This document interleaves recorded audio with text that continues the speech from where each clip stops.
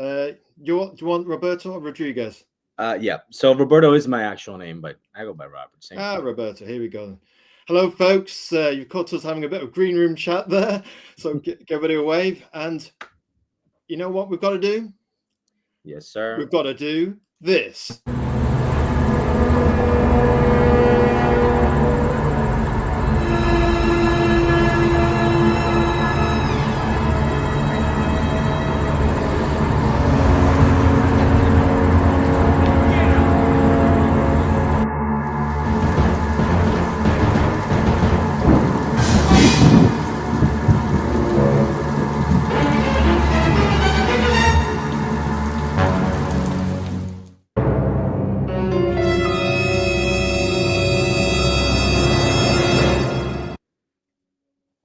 Tell you what, that always looks so dramatic. That's what I was about to say. Very intense. Intense. Well, that seems to be the name of the show, Intense.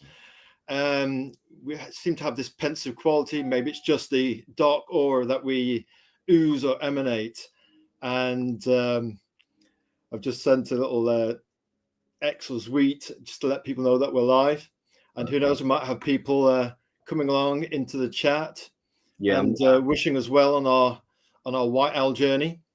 I'm gonna see if I post the link on Twitter too. See if let's do it. We like that live collaboration. That's what we're all about. Exactly. But yeah, that trailer is very intense. We put it together especially wanted almost like a Alfred Hitchcock classic black and white vibe, where it's all about the music and the imagination, and the bit of burning fire, the eternal flame of primordial storytelling.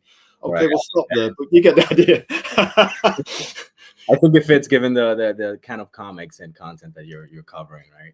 You got to do a bit of that, You got to do a bit of that, Right then, we have done the old trailer. We're a little bit late. We were just having on a little bit. We're caught in the Nexus time vortex and one or two technical issues, and plus, I just thought I've got all this extra art from Roberto, so I crammed in as much extra in as I could. I thought, well, we're talking about 4 books. I thought, well, I can't just talk about 1 or 2 books or 1.5 books if he's done 4. So I thought, let's cram it all in there and see how much time Roberto's got, and we'll kind of tractor on through it and see how much we can get through. Right then, the 5 pillars of storytelling are all about the art, comics, movies, games, and toys. Those are our primary focus, but as anybody who saw our post on donuts last night knows, there's business stories outside of comics. The whole world's full of stories. 8 billion people with unique stories on the planet. 4 billion of those people are actually on the internet. So if you're ever worried about thinking whether your comic can make a lot of money, or whether you can find other people like you, worry not. It's kind of like a multiplier of the internet. So yes, it's Wednesday, 26th of March. White Owl himself is in the studio, 7 p.m. Well, give or take 20 minutes ish, more on the ish. 3:20 time. And we've got Mr. Faint in the studio. He seems to have a dual identity of White Owl and Faint. We'll talk about both and extra things. We were cramming in loads of extra stuff. We've done a bit of a dossier on him, not too thick, because he's a man of mystery, our Roberto Rodriguez, so he can tell us about the mystery part. We're just mere vessels for his story, I guess. So, host introduction, we're doing about the who, the what, the why, and the how. Hello there, welcome to 5 Pillars of Storytelling live, eventually, where we talk about art, comics, movies, games, and toys from the past, present, and future. From the future, don't forget to like and subscribe, which is basically in X language. It's a follow. You don't have to pay for it. I'm your host, Azrael. My secret identity is Kyle Prometheus, storyteller, artist, and promoter of indie creators, indie comics. And we're trying to do our bit with the 5 Pillars of Story to grow the indie comics community. The more people who follow us, we can shine a brighter light on comics like White Owl and creators like Roberto. Our style is universal. We can be watched by creative families, creative adults, and creative younglings. So obviously, if we keep it in a kind of universal language, like those old Disney movies, we watch by adults and kids without offending anybody, but yet the kids could get what the story was, and the adults could get what the story was on their level. Then it's that way. Creative families have got somewhere to go, back in there is there was nowhere for us to go and learn about comics. If you were lucky to get a kind of layered approach of Joe Staton's artwork on the Huntress, and you think, well, that's okay. I've seen pictures of the breakdown of the stages in a black and white comic and an interview, but it's not the same as actually seeing somebody do it. Exactly. Whereas if you see somebody on the YouTube, it's like Star Trek technology. You can almost be apprenticeship perched on the master's shoulder. So that's the kind of vibe we want, and we do have a master, an expert in the on the show tonight, who can actually maybe impart some of their experiences in terms of creating indie comics to people who might be young, adolescents, or parents that are actually making indie comics right now, and they think, well, I'd like to do what mum and dad are doing, you know what I mean? So it's that kind of vibe. We're hopefully that pensive examination sets us slightly apart from some shows. Want to be a little bit different, but we're on YouTube as well. Inspiring quote: comics are an international language. They can cross boundaries and generations. Comics are a bridge between all cultures. Legendary artist, manga artist Tezuka. He also did another legendary quote, which is very much for the era of indie comics that are exploding right now. Now we are living in the age of comics as air. Very profound. Very, very profound. I gotta say, I love the premise of your show. I think what you're doing is great, and I really hope we can get much bigger. Well, thank you, Roberto. I'm glad you appreciate the different slant. And although we've been a little bit verbose with our introduction, I'm going to introduce you. We've got to give you a bit of love as well. That's just to set the tone. The rest of the show is going to be, we're quiet, we listen, you talk. So then it does get quite intense. We hope anyway. It's be like, Roberto, come and sit on the couch. Tell us about your father. So guest in touch tonight is the one and only Roberto Rodriguez. We've been looking forward to this a long time. It's about a year ago we talked about having on the show. It's taken so long to get the show up and running, and we were worried, well, what will people think? Will they like our Batman t-shirt? Will they like a nice light blue white owl kind of coloring in the background?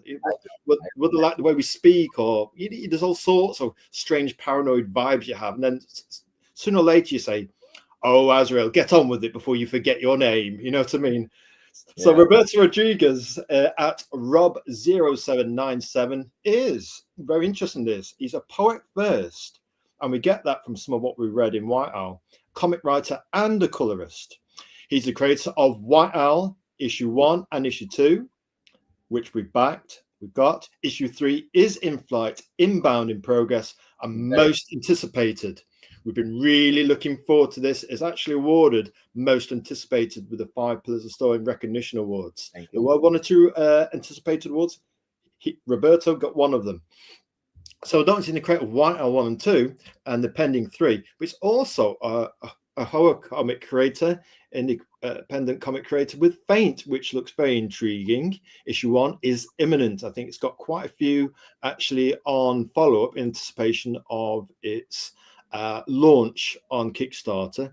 But other than that, we've seen 1 or 2 pictures of him with family members, perhaps a year ago when he was doing a lot of promo White Owl, and we're doing lots of retweets on White Owl. We were just getting into it. We were just starting our own positive promo comics journey, as was Star Million, who's also another great champion of indie comics promo on X, as is Tom Patu, the goat of promo.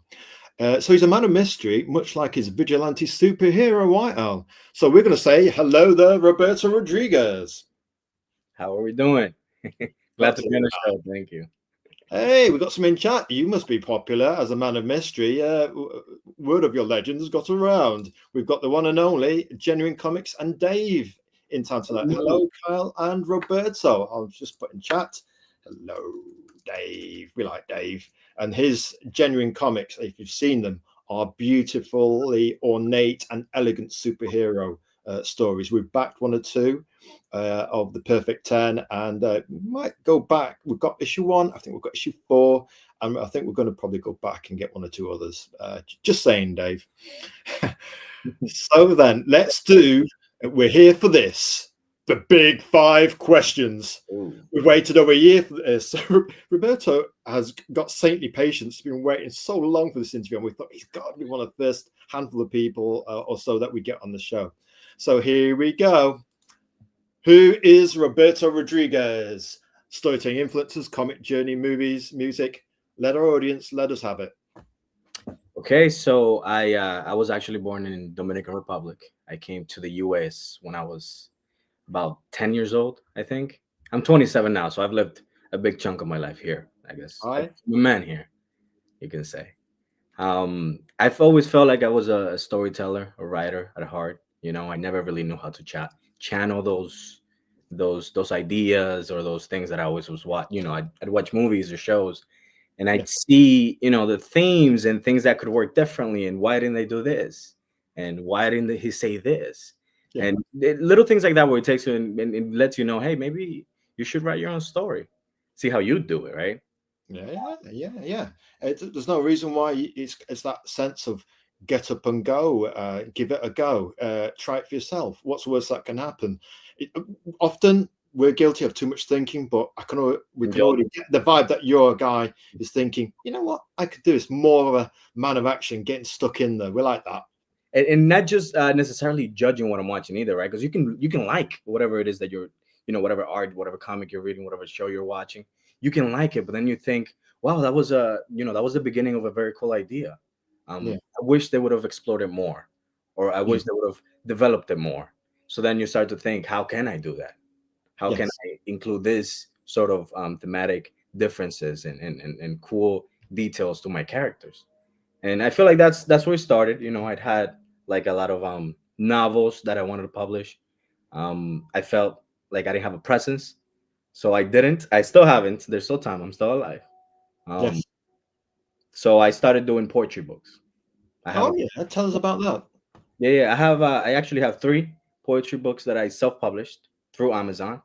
I don't talk much about them now, but I guess Well, do you know what? We're like a fox down a rabbit hole with that. We got to know about it. It uh, does say poetry first on your remit, on your profile. We thought, that's it. We can talk a little bit about that. Hey, we like flowers, roses, white ones. We love, yeah. So if we can I admit that, suppose you are. hey. So come on, tell us about the poetry, man. So yeah, it started. You know, I wanted the whole idea was let me just start making this sort of I don't want to say bleak, but this sort of difference in perspective. You know, with poetry and whatnot. The idea was to build an audience who I would then publish my novels to and whatnot. But somewhere along the line, I got a little sidetracked and I kind of got into comics. Yeah, So I have three poetry books in Amazon. Two of them are in English, one in Spanish. yeah, Um, I published them a while back, a while ago. I can send you the link if you're interested. I think there's yeah. Please send us the link in the DMs, and we'll have a little look at what you've been doing. Yeah. yeah, it's I still have more. I still have my phone is full of notes and all What that. is it about poetry that obviously you're an independent comic writer, but what is it about poetry that it made you put it first in your profile? Is it something that touches you? Is it something that kind of speaks to your family or your children, if you have any, or just life in general? I do have two kids. I think the reason why is because I think I take a very poetic approach when I'm storytelling or when I'm Yeah, saying a story. A lot of the dialogue I actually need to change later on because I feel nobody really talks like that. But the idea is, very poetic in nature or but very. maybe you can be the person that does talk like that. That would be quite That's, profound, you know. that's been my answer the whole time. Everyone, nobody talks like that. I'm like, I do. I talk like You this. do, yeah. There's somebody I can get It's on with. There's me. a brother who's just been his own man. I get that. Exactly. But it's still a challenge. You still have to, relate to other people or speak how others do. And every character has to have their own sort of personalities and the way they speak and Yeah. Their own kind of voice, I suppose, you know? exactly. And at first I felt that's what separated me a bit from the other comic writers. It's Yeah. that poetic approach. It was different, sometimes it could be a little on the nose, sometimes it could be very profound, so much so you can't even really grasp what it is that I'm trying to tell you, but I do. Do you know, that's very interesting. When we get to see White Owl, that will explain the almost atmospheric pensiveness. Yeah. So it's nice to have somebody who can have a bit of, a radiant personality, but there's also that pensive quality, that serious quality if you're doing poetry. and you're taking a bit of that poetical edge as a writer in the indie comics. So here we've got the tapestry already start to weave about the man of mystery, Roberto Rodriguez. We like that because, listen, life can be full of fun. It's great when you can have a laugh, and despite rumors to the contrary, we do occasionally crack a smile. I think we've done it twice in the last year. Maybe 3 times, just to maybe 3 times. Might do it on the show. I've got this feeling. Have smile. Yeah. So right, here we go. We are going to do another question. I like that. It's starting to flesh the character out of Rodriguez. What does he create? What's your elevator pitch? Somebody comes up to convention. Let's just say Azrael comes up to your convention. He's flown on death wings over to an American convention, and he's just landed in front of your Comic-Con table. How would you sell elevator pitch, convention table pitch, your comic in terms of what you create to Azrael or any person who happens to be coming on by? Right. So I've always had funny ideas about elevator pitches, right? How can you really encapsulate the full story? You know, some stories are small, some stories are bigger. How can you really encapsulate that in 2 or 3 sentences, right? Yeah. It's hard. It's very difficult. The best way to go about it is just to give an initial idea and leave, you know, all the things open for you to ask questions, or for you to wonder within yourself, oh, what does he mean by this? So I guess an elevator pitch for White Album would be something like, let me see. How do you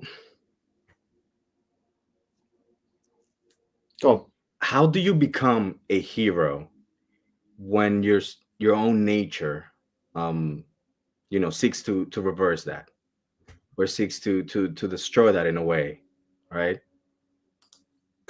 How can this character right here become a hero when his past and some of his actions embody the opposite? Yes. So there's a little bit of mystery in there, right? Yeah. But mystery. What we like actually here is this is do you know, this is the 3rd time we brought this up in the show. This idea that movies in the 70s, nobody explained anything. They gave you enough information, gave you credit for having a brain to fill in the pieces like yourself, almost like a jigsaw puzzle. You put the picture together, yeah, and that's what you're telling us. You've turned it around and saying to the audience, to potential readers, what do you think? If I ask you this question, what would you do? You're almost like putting them into the hero by getting them to ask. Already they're identifying with White Owl or any character in any of your books, because you're saying this is the question. You're making them think, and that is something we can identify with. Some creators, some that have made millions already, have copped a bit of noise for not explaining everything in the first issue. We don't know if that's just the era of the latest generation, but certainly before this era, some people seem to get that, you know what you can figure out yourself. That's part of the fun. If you know everything, the whole point it's a surprise. It's let me see what you come up with what Yeah. I saw. What do you see? Exactly, and that's what excited about there. You're saying, hang a minute, if I tell you the answer and spoil it and let you know what's in the parcel, wouldn't it be more fun if you can imagine what's in the Christmas present? Exactly. Yeah, exactly. And that way, you do have to sell the comic, right? Well, of course, yeah. If you got to sell the comic, you can't reveal everything. But it's like a good pop music. What do you bring to the song? Exactly. What are you going through in your life?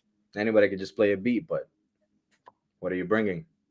Well, speaking of which, we find Dave of Genuine Comics always gets involved in the chat. He's one of our friend of the show, we call him, yeah, and we've certainly backed his books in the past, and it's nice to have him along as a friend of the show. He says the invention of elevator pitches is meant to make writers feel inadequate. I just don't see Rodriguez being inadequate in any universe. Or make writers lie. Or encapsulate little tiny thematic themes that go around in your story, but your story is not really about. A lot of the things I've seen is elevator pitches will tell you, they'll encapsulate what maybe the first issue is about, or maybe the first sort of plot line that you're following is about. What about the rest, right? White Owl issue 1, you don't even meet these other characters that you meet on the second one. Then now on the 3rd, there's other characters that are coming. On the 4th, there's other characters that are coming. It's a story that is growing. How can I encapsulate that in 2 sentences? It's impossible. Also known, folks, I've got to give a bit of eye contact with the green light, so I'm kind of I know it's serious. on with the audience. Also known as the art of the tease, folks. Keeping them waiting for that next bit of juicy superhero. We know Dave. Dave, we know you do that as well. You have some characters and introduce some more and so forth. I'll tell you what does Genuine Comics say about on top of that? At least it does make me feel inadequate. Oh, about the elevator pictures, yeah. Yes. Nice one, Dave. Right, and we have another question. Well, actually, don't we have some? We've loaded this with art, so we're going to be quiet and let you do the talking. This is the cover to White Owl. We've got 1 and 2. The phrase that you did a lot of promo in back a year or so ago. A lot. I need you. They need you. Let's go. Yep. Roberto, go. Tell us. You know, it's funny. I something that I started doing with my comics. I don't know why. It just felt right and it felt cool for some reason. It's to title them after actual dialogue in that issue. So this, Yeah. I believe, are the last words in the issue. When Lee's telling him like, "I need you, they need you, we gotta go." Of course, yeah. For some reason, I follow that to now. I'm doing it with Faint as well. It's, Yeah. I guess it's the best way for me to tell you what's in the issue or what to So you're expect. connecting the cover with the interior. Exactly. So you get to that part, you're like, oh, I get it. You give somebody a little pearl, a bit of a that's what that means on the Right. cover. It's that And then connection. when you read it in the comment, you go, oh, that's that thing. That's That's the thing. Yes, that's the thing. love Just it. sort of a thing. But actually, my friend, when he read this part, the last part where he says this, I guess making that connection, he didn't like it. He was, it sounds kind of cringe. He's like, hey, Well, what's it? it's almost like a hook line from a good pop song, using the pop song At analogy least again let it be in your head a little longer, you in know. your head, and it's almost like that famous line from the trailer. With great power comes great responsibility. And you Who get knows that. about that? Who knows? Something like that. It's that so. Mm-hmm. Right then, what we got here? Another one. Do you know what? Just saying, we like your very eloquent editorial pages, Thank editorial design. you. That Is one something we myself. pay attention to. Tell us about this approach to the editorial, almost like a montage of the creators and the action that's in the book. Again, linking things through. It makes me feel. It makes me feel like you know when you watch a movie and they have those end credits, where it'll be like some sort of animation, you know, showcasing some of the people that worked in the movie. Yeah. That's all the video games when they do that towards the end or at the beginning. That's Right. kind of what it feels like for me. The reason why I did this mainly though was because that cover, my brother actually drew that cover, and I wasn't sure if I was gonna use it for a variant cover, which I ended up doing anyway. Yeah. But I wanted to put it in there somehow, some way. Yeah. So I was like, oh, why not the credit page? Giving your brother some credit, so there's almost a family feel about that. Definitely, he's a good artist. Whenever he gets back to the drawing table. Well, I tell you what, it's nice that you've got a brother that can contribute in that way, and it becomes a family thing. So creating the comic for you becomes almost like a deeper truth. Yeah, and it connects us more in a way that we're talking more. On a random day, I say, hey, what if on issue 3 this happened, or what if this went down? What do you think about this? What do you think about this conversation? So it creates this nice bond and connection between us. And we're actually, I think he's working on his own little one shot too, which is awesome. He doesn't want my help for some reason. He wants to make it his own. I get it. I'll come in and I'll destroy everything. Yeah, But go on. I was gonna say he's also working on Faint with me. It's me. Say, go on. Yeah, we're the writer. Well, I'm the writer. We write the story together. We consult. We'll go. I'll write the script, but all of the ideas were discussed between all three of us. Me, my brother, and a very close friend of mine. I'll tell you what, that's very interesting that you've got a brotherhood there and a friend involved. And there's nothing like a band of brothers, actual blood of the family, and a really good friend. The friend, you've known him for a good long time, the friend? Very long time, more than a decade. More than a decade. Yeah, actually, you know what? We can save this because this is more Faint talk. So I don't know Yeah, if we save it for later. yeah. Genuine Comics here says, Dave again, it says, interesting color vibe. So he likes that lovely translucent montage layers, almost like a watercolor vibe, Yeah. Beautiful. I was Tell your brother. Dave likes it. Azrael likes it. We like it. I definitely will. You'll like that. And you'll see the full cover. The one that he actually did is very different to that color scheme. Um, See. yeah, it's just different. It's cool to mess around with that. I'm doing the same with Fame, but we'll leave that for later. Yeah. Right. I didn't include the pages before this one for obvious reasons. We're a Universal show, but we wanted to show the aftermath that he dealt with some serious crime. And Right. you both know what this is. We do. So we can diplomatically do it Universal style, explain that we've got a matter of gravity here. And to me, this, when we first saw White Owl, we knew we were in for something completely different. Right. It's like I could go for absolute Batman with the ninth change of Batman over the decades, or I could go for White Owl instead. And just before you explain this, because this to me is that kind of what you call it. This is the kind of poetry that the serious side that you're talking about. It visually, what you're writing, the words visually, you as a poetry writer is here. Before we explain this, just want you to do one thing for me, Roberto. I'm going to start with it. Yeah, so just listen carefully to this. I'm White Owl. Your turn. I'm White Owl. You know, actually, You did it better than me. Oh, nobody can do it better than me. Oh, I did a video teaser, and an acquaintance of mine from Twitter actually voiced White Owl, and he does the whole voiceover in the video. It's super cool. It's actually there in the folders I sent. Right, before I explain this again, it's Dave is like I don't know, call him. He's like almost like the sword of Damocles. He's very good at getting right on the line of the Gordian knot to actually untie it with a good question. And he's basically saying, and we'll come to this in the why later on, but what makes, says Dave, White Owl stand out from other superhero comics? And I've kind of alluded that I prefer it to the latest run of Batman. And I with my money that I've got, well, all of us with the money we've got to make choices in the economy that's been hammered over the last 3 or 4 years and longer. So we have to make choices. Do we get Batman again after you read all the best Batman comics years ago, or do you take a chance on something new that's trying to do a different kind of vigilante? So Dave's kind of tuning into that. What makes White Owl stand out from other superhero comics, Roberta? I want to answer that with a feedback that I got from somebody actually that read the comic. I believe they told me that White Owl has this almost like a human touch to it, where the characters can feel a little bit more real than you're used to, right? You see, you have other comics where instead of making fictitious characters real, they'll make someone resembling a real character fictitious. Yeah, and there's that big disconnect. You can't really, me personally, I can't connect to a character unless I can perceive him as being someone real, and that doesn't exclude someone flying, someone with powers, or whatever it is. It's just they have to have this core essence to themselves and to who they are and to how they talk and to how they speak with other people and converse, and they need to feel real. I feel like that's probably what makes White Owl stand out a little more. There's a little extra focus on the characters, rather than other stories where the focus is more on the themes or the bad guys or the plot, or well, not necessarily the plot, because I do focus on the plot as well. It's just, it's a process. It's a first issue. I have to introduce the main characters.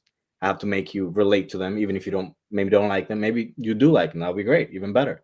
But you need to feel like you know them enough so that you can continue on the journey with them. Yes. And what we picked up on with the narrative of White Owl, without trying to do any spoilers here, is just the fact that he's not just Bruce Wayne and he's on his own and the Eternal Bachelor. Well, is it spoilery to say that he's perhaps involved with a lady here and that she's supporting him?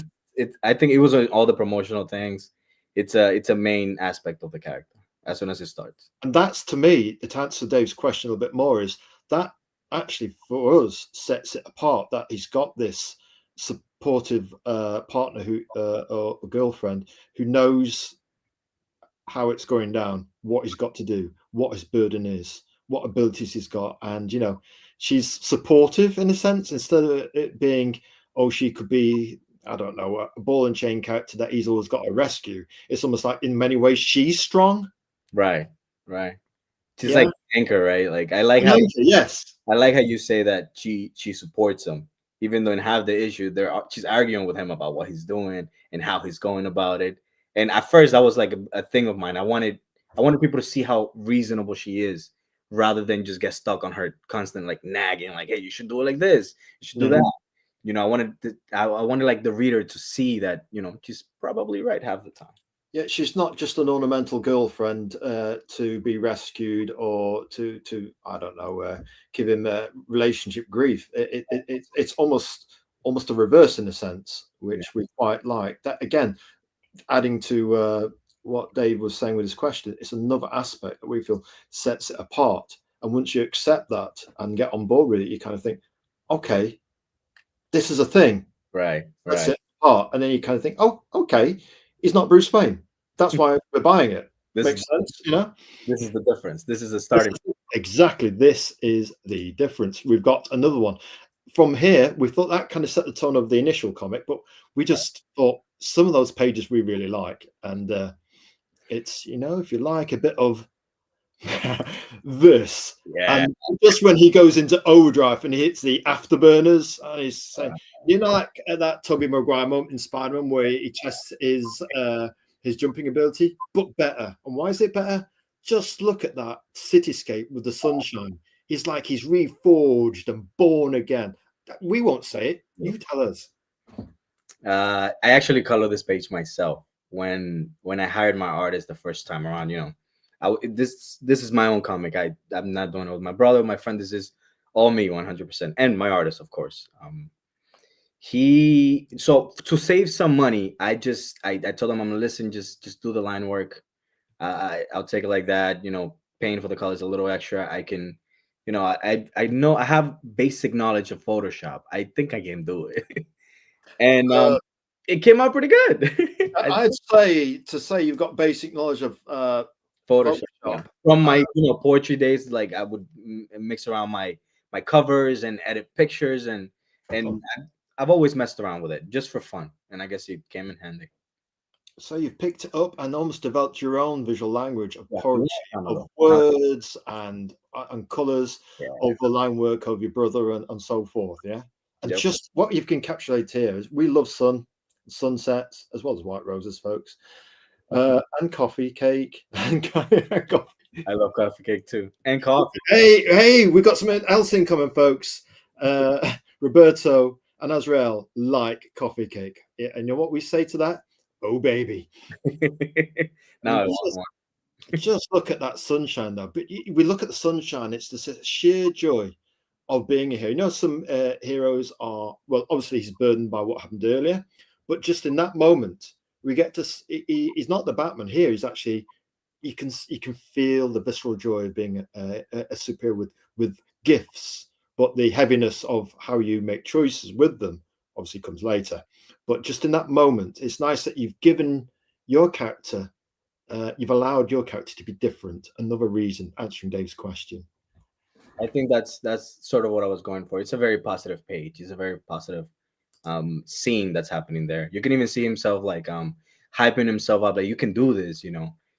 He's never jumped this high before. This is the first time he's done it. He just has jumped and has done things that allowed him to know that he probably could.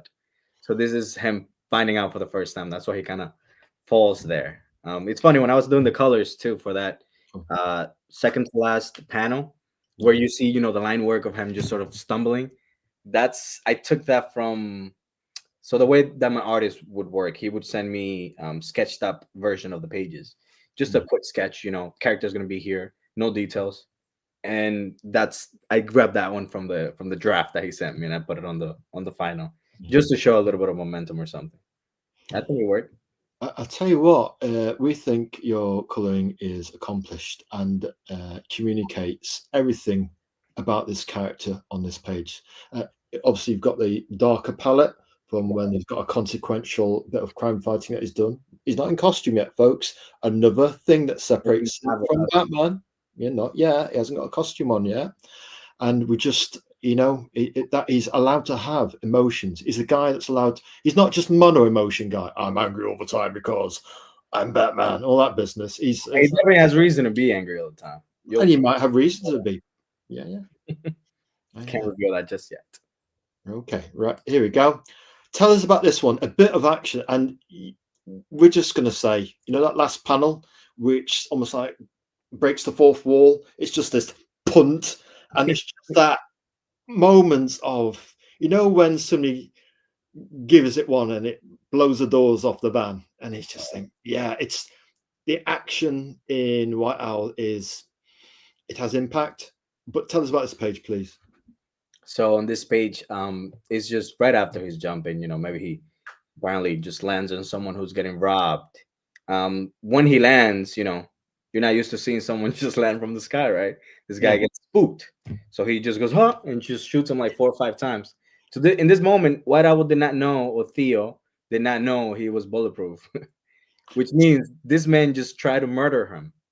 So you can see how in his eyes he can be pretty mad about this, right? Like you didn't know I was bulletproof. I didn't even know I was bulletproof. You could have killed me. Exactly. It's like you try to kill me, and then he doesn't realize his own strength. So I'll sort you out. It's just an emotional reaction, bump, just an instinct. Yeah. Exactly, just an instinct. And he might have gone too far, right? This guy could land and break something, but then again, he did just try to murder him. If he was bulletproof, he would have been dead. Exactly. So another thing here that separates him from a mainstream character, street hero or vigilante that's been doing the rounds for 70, 80 years, is that your character doesn't know his own strength, doesn't know how to channel his emotions in a measured way. He hasn't got it all figured out. Exactly. And there is this sense that in today's modern society, despite all the progress we've made with guys supposedly showing emotions, that we're still expected to be stoic. And do we respect men who show their emotions or are vulnerable? And can we cope with that? Or they got to be stoic, almost Sisyphean boulder rolling creatures who just keep going on like robots? Or can we be vulnerable and react in a way? Can we be angry anymore? Can we have testosterone? Just a question. We've got a question from Dave, who is ever as incisive as ever.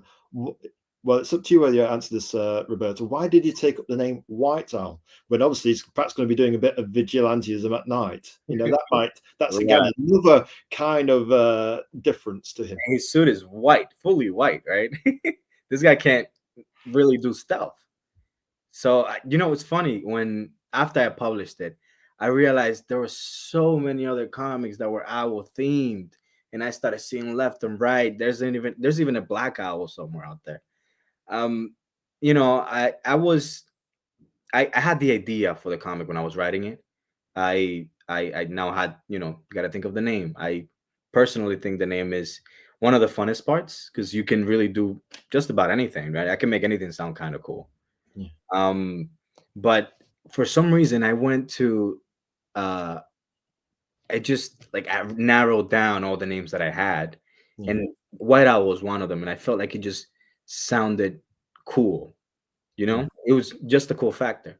I thought it sounded cool. My artist designed the suit from the name, basically, and also it's not White Owl, it's White Owl as in one name. Now this is interesting. When we were searching actually to try and get hold of your trailer, we were doing several searches on Kickstarter, and we think, where is this? We know we've seen it in here before, but we forgot it was White Owl. Yeah. Okay, I'm gonna have him say that in some issue, like a little throwaway line. No, it's just White Owl, like a first name. So again, it's poetry. There's a certain rhythm to this guy. Yeah. There's lots of little touches here. You can tell that you're a poet. There's rhythm. There's different aspects, and you're very incisive and measured in the writing you do as a comic writer, because in poetry you measure the gravity of each word and each syllable. So that it's White Owl, not White Owl. It's just another little bit of a difference. And you actually see him kind of come up with the name in the first issue, right? With that kid that was a fan or whatever. He made an Instagram page called Dark Owl, because of the way that he stands on building ledges and just watches. So from there, he just went, maybe not Dark Owl, but White Owl sounds pretty cool. My custom is white after all. There you go, Dave. And he's followed it up with another one, because once Dave gets his teeth into a subject, he's it's like have a chew. There we go. It just says here, crazy panel layout, really cool. And we almost like go on. Yeah, all the work of my artist. He did it all. I just wrote each panel, and he just. I did say make it dynamic, and he did. And we like the way that the panels are rocking with Right. the violence. It's like it's going down. So all of Following. a sudden, you're on the train and it's going from left to right. You're trying to stand up on the train, and the violence train is rocking, and you've got those kind of low down view, and there's motion in his jacket and that, and we like the hard edgeness of it, that he's not used to being a hero yet. It is almost like an awkwardness to it, but Yeah, that's part of the rhythm and poetry of what you're doing that sets you apart. yeah, I Just like love that you said that because it's clearly you can something that can be seen. A lot of the ideas you think, no one will really catch this, but it's good to see. it. It Good. really is. Right then, we thought we funny enough, you just mentioned the thing about the social media. Wow. So it's the universe calls us with serendipity. Roberto, explain this and the boy and the social media thing. Right. So this is actually the first time that he's fully in suit. Um I'm not gonna lie, I don't like that page much.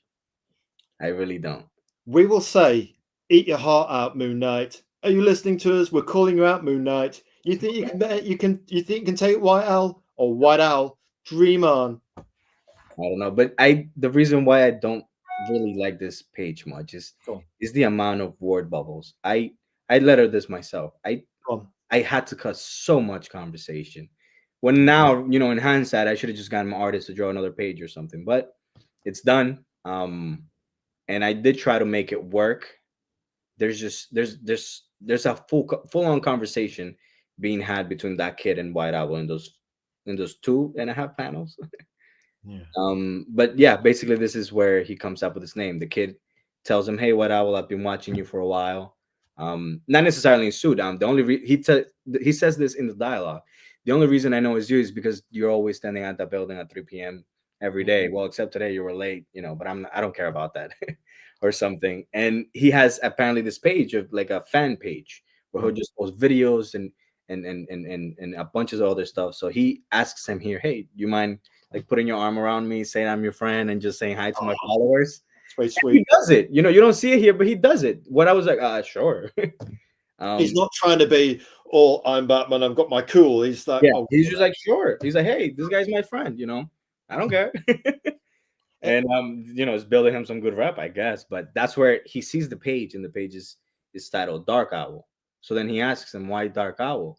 And the kid said, well, you just sort of remind me of an owl when you crouch in these ledges and just look left and right like a lifeguard or something. And that's why he went with the owl. The suit being white and that being the first day he got the suit, he just made the connection there and just said, oh, I think I like White Owl. that's cool." And we've got another question from Genuine Comics. Go on, Dave. You do your own editing? Yes, I do. I I have tried twice to have editors. One of them fell through.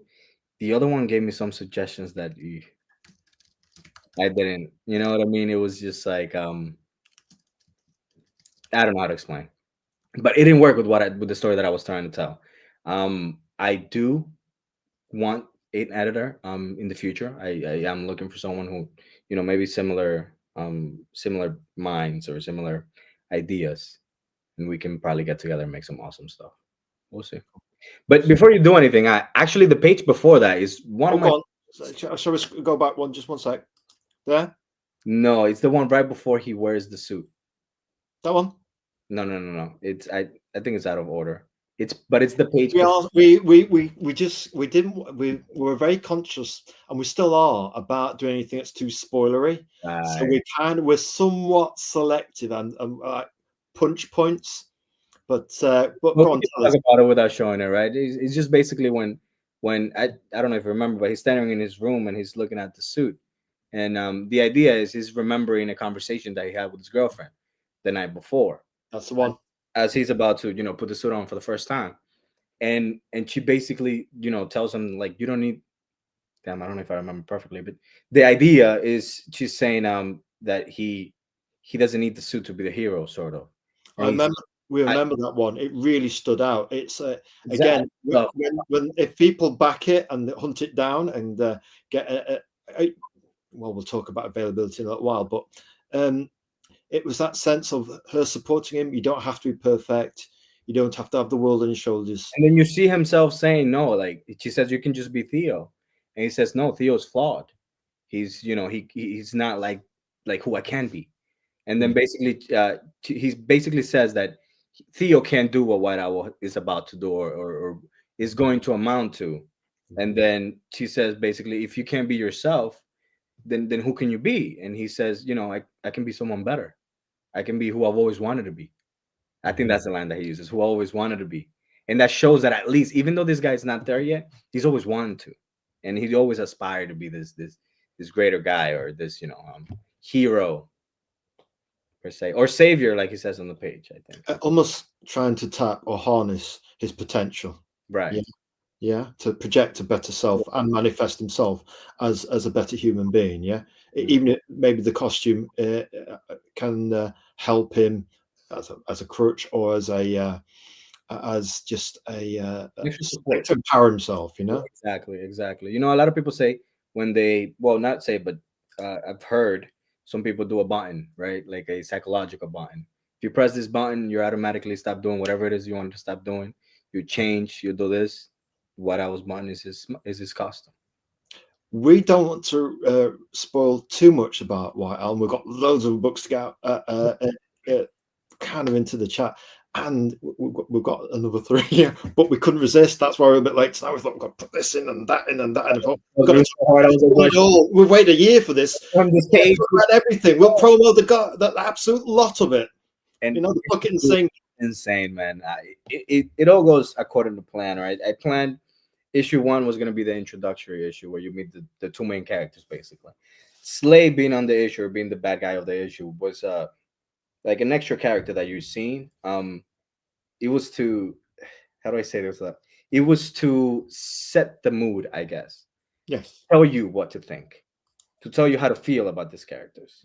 Speaking of supportive, feminine, female energy, we've got the killer queen of indie comics promo, K-pop junkie, who, dude, well, hello there, K-pop junkie. And what we like about her is that she's very innovative. People who need that bit of a push just to hit goal, to hit fund at the end of a campaign. You've got 2-3 days to go, and you think, right, I'm several hundred off. Even people who've been 700 or even 1,500 off, she's managed with her audience to get them absolutely funded. So she had one of the 5 Pillars of Storytelling Recognition Awards for her community support. People like her and John's Longbox, who feature creators in the community, we say, brilliant work, you know, brilliant work, innovative too. You do so. And she's given us a yo to the chat. Right, here we go. Let's give it some yo. Yeah, yo there. And we've got Dave doing it. We're going off in the chat here. A bit of hey K-pop. It's Dave. I'll go with my New York. Thanks for the love. Anytime, K-pop. Anytime. Right then, I tell you what, you've come at the right time, K-pop, because we're talking about White Owl and how his lady friend in the story of White Owl is very supportive, and he's having his doubts about being White Owl, this vigilante. And I think having that empowering moment with the kid who sees him as a hero gave him strength, but actually to push him to that point. We don't spoil how he gets his costume. We should leave that as a discovery thing. But we will say is that when he's wondering whether he can don the costume or not, it is his partner, his wife, his girlfriend, who are supportive, saying, you know, you can only do this by being yourself. You know what I mean? And if that costume elevates you, fine. But at the end of the day, it's you, and you want to be a better you, then fine. You've got my support. And we like that. Feminine, there can be strong feminine energy in a way that only a woman can be, you know what I mean? And any guy that's been raised by lots of women knows all about it. Yes, sir. Right, no problem, K-pop. Oh, yes, yes, sir. That's what the character in there a little bit. Oh, wait a minute. Here, what's K-pop saying? She says, already had it saved. Oh, yes. Right, White Owl, the bloody path. Tell us about it. This is issue 2, yeah? Yes, sir. Look, we loved this cover. That's why we backed this issue number 2. We thought this guy has got something. We're sticking with it. Batman, yeah, Very different from the first issue, right? And is this the poetry thing? The line from inside the book, acting as a portal to the linking it to the interior story again. Exactly. Okay. And we got the title there. That's also mentioned in the issue inside. I believe momentum mentions, and momentum being the speedster there. Yeah, I tell you what, just the 3 of them and that portal, and yes, and the speed Trinity. and just like it, well, it's like your own Trinity. Yeah, there's Batman, Superman, and Wonder Woman. You've got your own Trinity. I think if you can do that and show how your Trinity is different, it makes a massive difference. Already, Dave, Genuine Comics was asking the question, how are you different? How's White Owl different? You see it right there. Yep. Issue 2, you're laying out your plot of land at the Wild Frontier of Indie Comics that says, this is my plot of land. You like it? Come along. Join us. Joy. Yeah. Absolutely. We like that cover. Now, again, with this watercolor montage editorial page, is the creative team still the same on this issue for our audience? Yes, I color this one also. The same people. I believe I had 2 different people in here actually make a I don't know if you've seen the back cover of that new character that comes in, Paradox, where he has his hand like a puzzle piece missing his eye or something like that. That was from a different artist from Instagram, I believe. He submitted like a fan art, and I was like, this is amazing. You need to make more. And he made me that cover. I did color it, and I did add little, the puzzle piece effect and stuff like that. This is from another artist too that I was considering for Faint. Yeah. So it's a little bit of a collaboration. I also have a very good friend of mine from Twitter, Owen Brooks. He's actually we've talked a lot about White Owl, and I've told him about this character Paradox, and he actually designed him for the first time. He sent me. I told him all the ideas. He sent me an awesome like design page, and I was like, you know what? I'm sorry, but I'm gonna have to use that. He said that's what he was for. So he will forever be the designer of Paradox.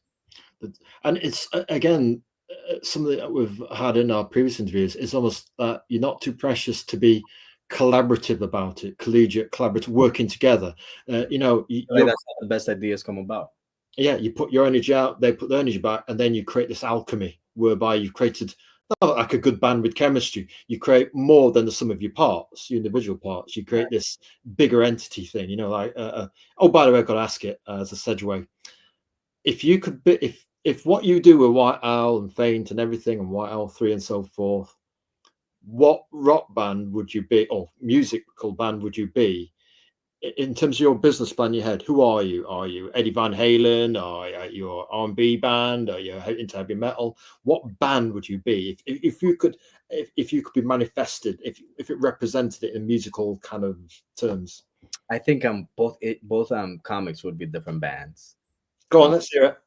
Right, I think White Owl does have some darkness, a little bit of dark to it, but it's not like Faint.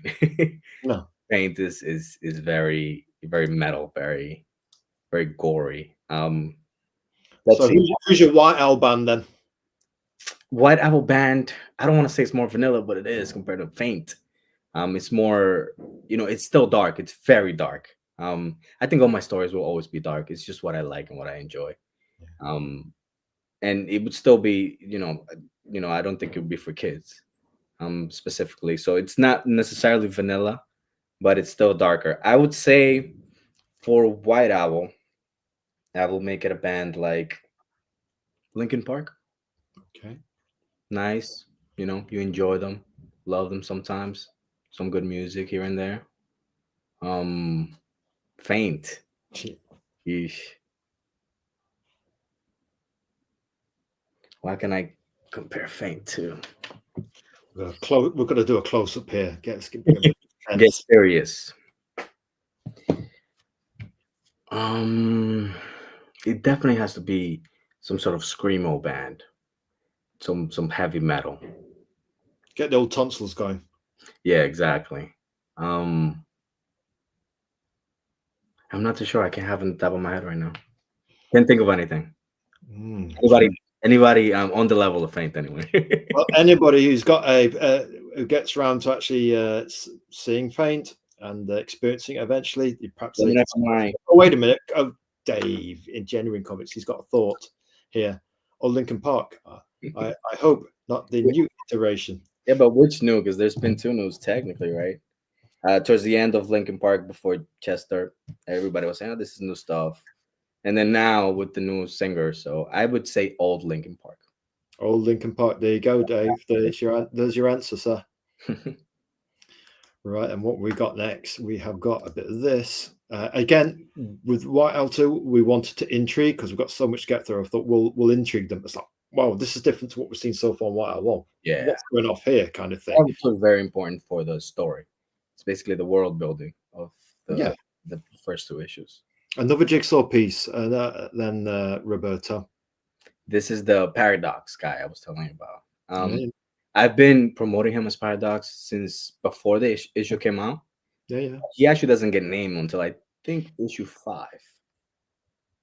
So it's a quick little trivia there. What's happening here is this guy. So something that I wanted to do with this issue in White Owl was explain a little bit of how the powers come about. Yeah. I don't know if this is a spoiler. I don't think so, right? I mean, it balls in your court. I don't think understanding how powers work in the world is necessarily a spoiler. It is told in this issue. It is said here, so someone who reads the first issue probably won't know it. Yeah.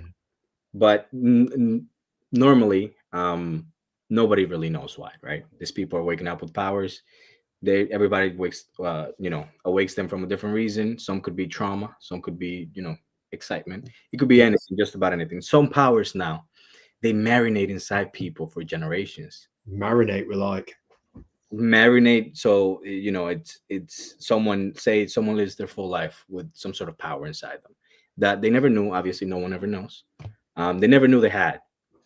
So they go through life, say they live a very normal life, very routine life, and the one thing that can awaken this power never happened to them, or they never experienced this thing. So they'll die, and their children and their children's children will then sort of grow new mutations of this power, and then think down generations and generations. This power in particular is a power like that. So this guy did not know he had this power. He is shown in the first 2 pages, I think. He's about to die. Yeah. When he dies, or when he's about to die, is when he is reborn as this. Without knowing, he's sort of absorbing the energy and the just basically absorbing his partners and strengthening himself a little more. He doesn't control it. He's not doing it because he wants to. It's just happening. He doesn't understand anything. He has all the memories of the person he was before this, but he's not him. No. And I think that's a very it's a theme that I'm running throughout this entire issue. Something that I did not plan, and I've noticed now as I'm writing the future issues, is identity is a very big thematic lot that I use for characters, right? Who they are, how they become, who they want to be, and so on and so forth, and sort of like clashing all these things together to make who they are. So this guy, his story is not, he's just getting introduced. He basically turned into him, absorbed and left dead his entire platoon. Now he's just wondering, figuring out what to do with himself. A 1-year-old, basically. Yeah, and it's again that idea that we might not always be in control in life is a very real theme. We might, as anybody's been through the last 3 or 4 years now, is we may not be in control of circumstances. Other people might be, but sometimes you might not be. Yeah, that sometimes there's some things we can control, and other things are outside of our control. And here, if he's manifesting it, then he's got to grapple with, well, does he want to do the things that he's doing, or is it just manifesting and he can't control it? How does he learn to control his powers again? We've got very used to things in something like the Team Blue or DC universe, where all the main Trinity have it all figured out. They've got it all sorted. And what we like, and if the gods are perfect, then how can we identify with them? And what we like here, and what we like about indie comics and the Wild Frontier is we don't know where we're going. We don't know who the characters are. we don't know where they're going to go next. And a good writer such as yourself is injecting reality, real people, real problems, real life situations where we're not always in control of our emotions or situations, and we've got to try to do the best we can in life sometimes with the choices that we make. Yeah. I do And have to say, just to set expectations right. Sadly, Paradox is not on White Owl issue 3. His story continues on issue 4. the ultimate tease. There you go, cheeky chappy. We like that. We've got no questions. Man, I can't go you in there. I can't have you go in there expecting to see Paradox and then no Paradox. There we go. That's what we like. That's a bit. You know what they do? I bet your lady friend has it all on with you. Bit of push and pull. Bit of push and pull, Rodriguez. We like that. The same thing with Slay on issue 1, right? He's not on issue 2. So now we're continuing Slay's story on issue 3.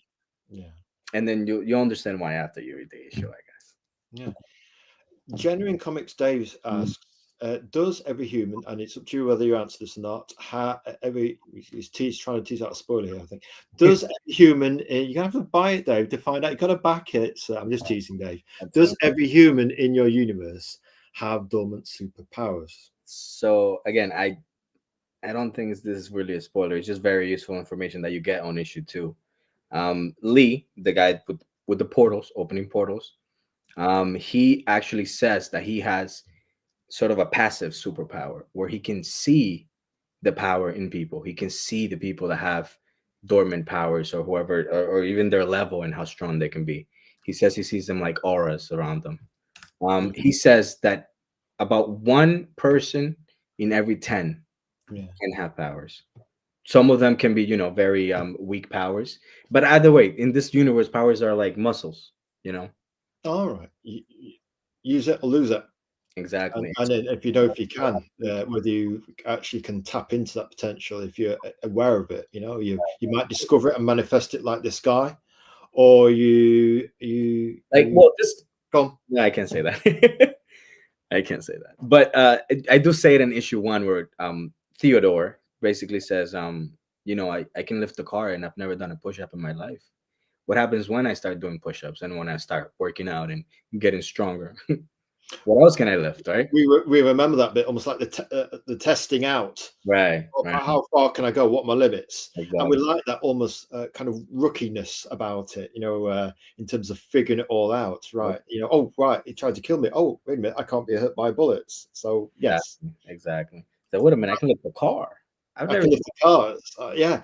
And what we like about that is for Superman, part of the course, it wasn't always that way back when he started, but what we like here in White Owl, it's very fresh for him. He's not on that level. I don't think that's any spoiler, but he's at a decent level and he's trying to figure it out. Yeah, he's got these gifts, but that was a balance that I was trying to find. It's hard to write origin stories.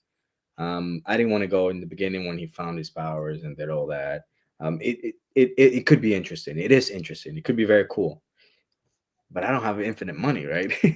I can't make 50 issues of this. I need to compact the story in a way that I tell you everything you need to know, and sort of just guide you through the story instead of just telling you everything. And that's your editorial hat on, isn't it? To me, you've got to think, right, what matters, what doesn't matter. What matters to kind of get the reader hooked and get on with it, to actually deliver a good comic and then move the story on to the second issue. And that we've got this. We love the Photoshop, the kind of post-production work on this and the kinetic in your face. And then it's just supposed to so it's basically somebody's aiming at her, right? The person thinks they got the drop on her. They're about she doesn't know. And then she even asks, it's just like, you think, what does she say? You think you actually, I forgot what she says. You actually believe that? You actually, right, because he say, I'll shoot you or something, or yes. Jesus Christ, I wrote this so long ago. But because you actually believe that, like teasing him. And then that's when White Owl sees this is happening. He tries to attack the guy, but she's so fast, he just right back. And what we like again is again that everything feels so fresh when he's testing his powers. It's fresh when he's looking at his costume, and it is because he's not Batman. He's White Owl. He's White Owl, and that sets him apart. Oh my God, White Owl! Yeah. Obviously, this guy, White Owl was meant to be the first one who's publicly been out there as a vigilante doing all these things. And she just started as well, so she already knows him. She even tells him he inspired her to do that afterwards. But this is where they meet. Yeah. And again, it's that kind of accidental superhero meeting. We all love that moment, where he's got his powers and she's got her thing. We like that. Oh, here we go. Oh, we've got Benjamin. Here we go. Hail, Kyle and chat. Hello there, Benjamin Soto. Good to have you happen along. Another friend of the show. Good to have you in the chat.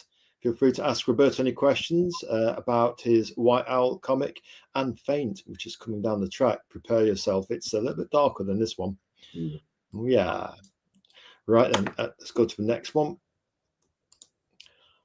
which is Darkness itself. Cover the atmosphere, but wait a minute. We're not the poet.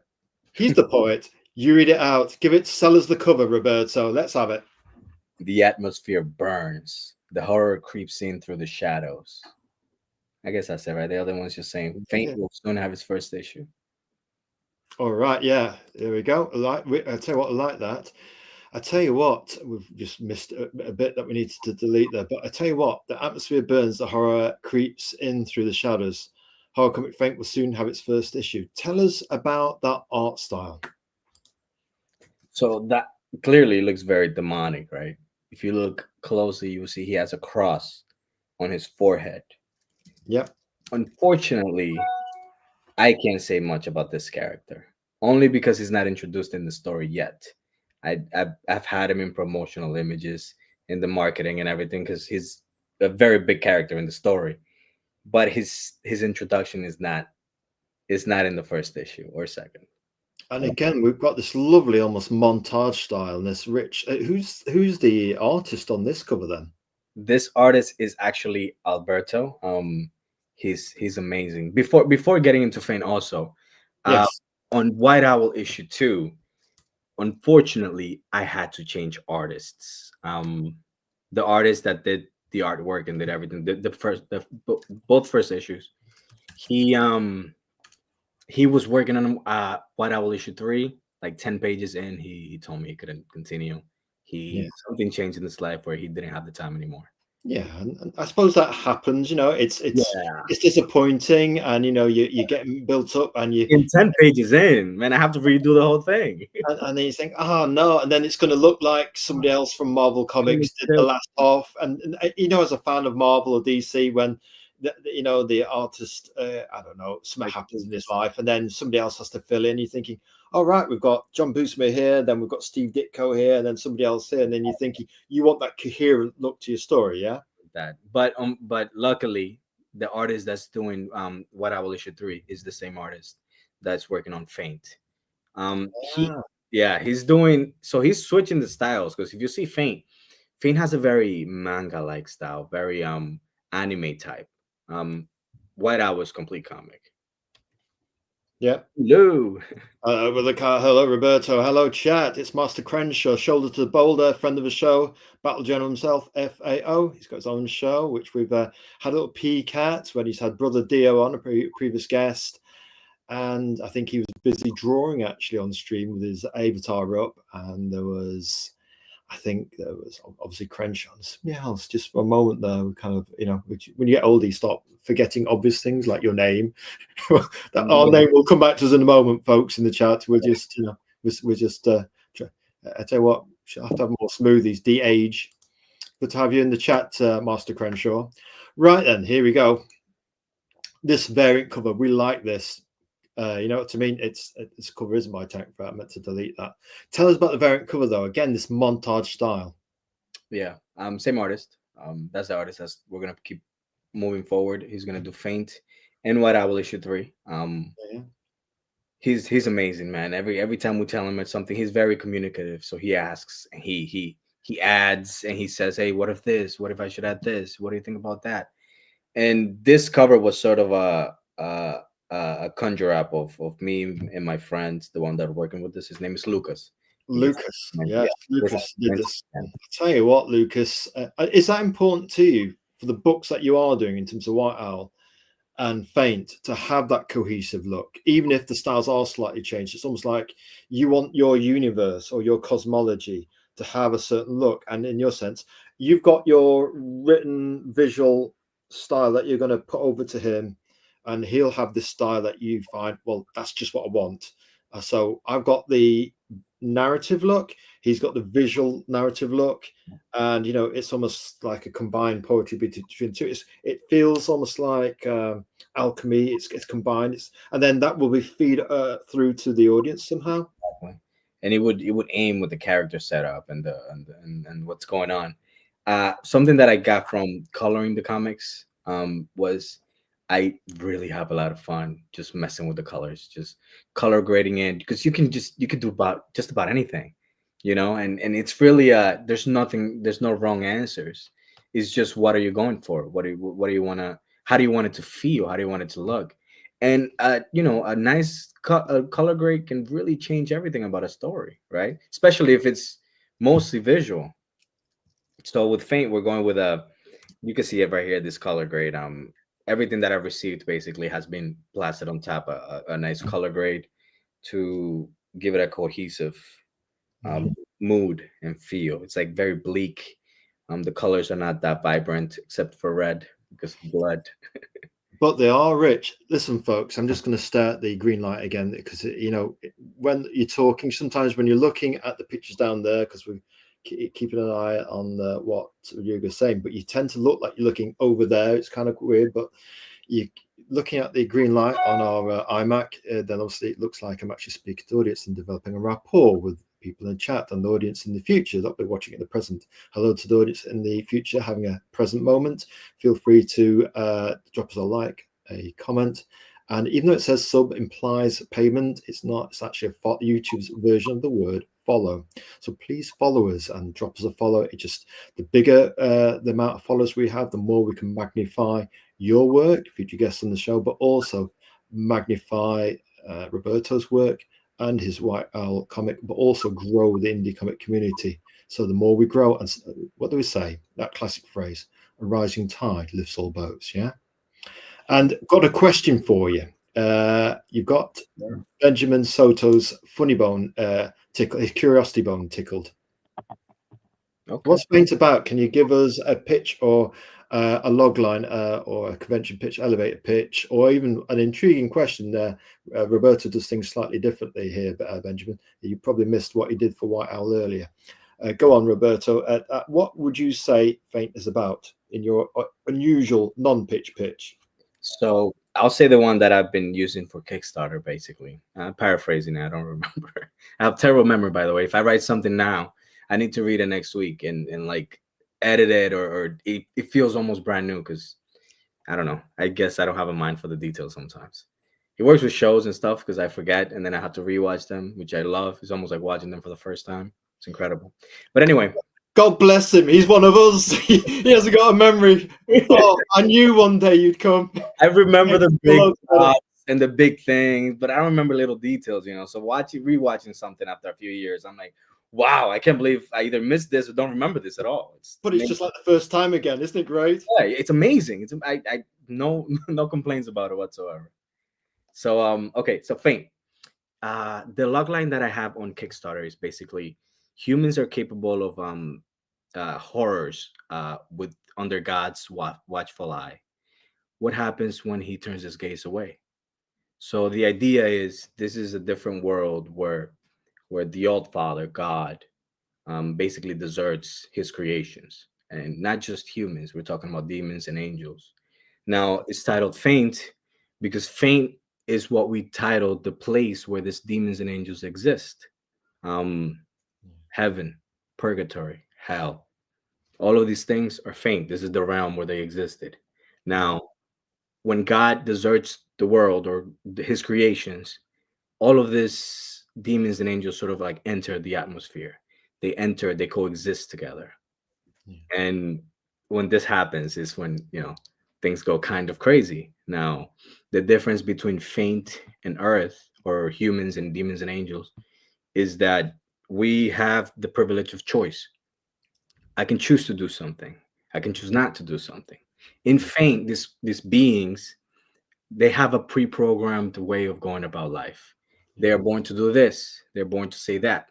So when they come to Earth and they see how different it is, they don't know how to act. You know, they enter as a like a spiritual form. They need to possess a host, a human, to be able to access their true potential or power. So now when they possess these people, they can see their memories, they can feel their emotions. They're one and the same, basically, right? Yeah.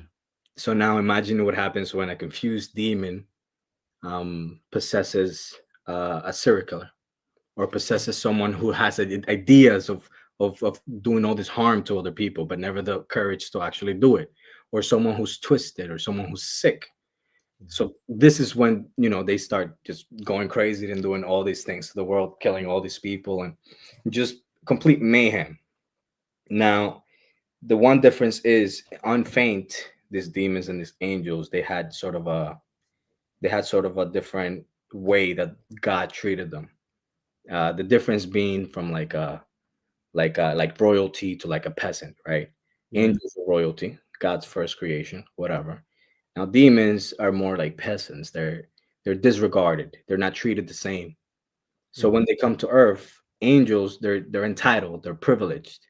They think that instead of thinking that God maybe forgot about them and doesn't care about them, they think that He sent them down here to get rid of the human population. They Mm. feel entitled to feel like God brought them here for a mission. Oh, yeah. The demons don't think this way. The demons, they've never experienced anything like free will or stuff like that. So they think now that they have free will, maybe I shouldn't, maybe I shouldn't do what God tells me to do, right? Hmm. Maybe I should help these humans and defy him, right? Hmm. Why not? I can choose this. I can do this. So you got this nice little switch where the angels are the one actually terrorizing and enhancing human like flesh ideas and flesh like desires and stuff like that. Well, the demons, they connect to the humans on a deeper level, or most of them, Hmm. and are actively trying to help them. Yeah.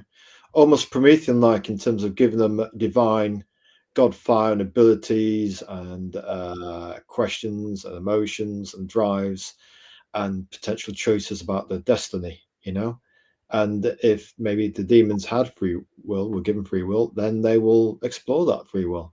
And other people they affiliate or care for or think they can help, It questions us in a sense that's almost, well, is a demon, the question that pops into our head is a demon necessarily a bad guy? And it almost creates this more of an anti-hero jeopardy dilemma in your mind. We're thinking, actually, we're used to demons being exorcist, and now we're thinking maybe not so much. Maybe there's a little bit more to it than that. There's a bit of nuance, nuance. If only social media had nuance. Isn't that amazing? Thing.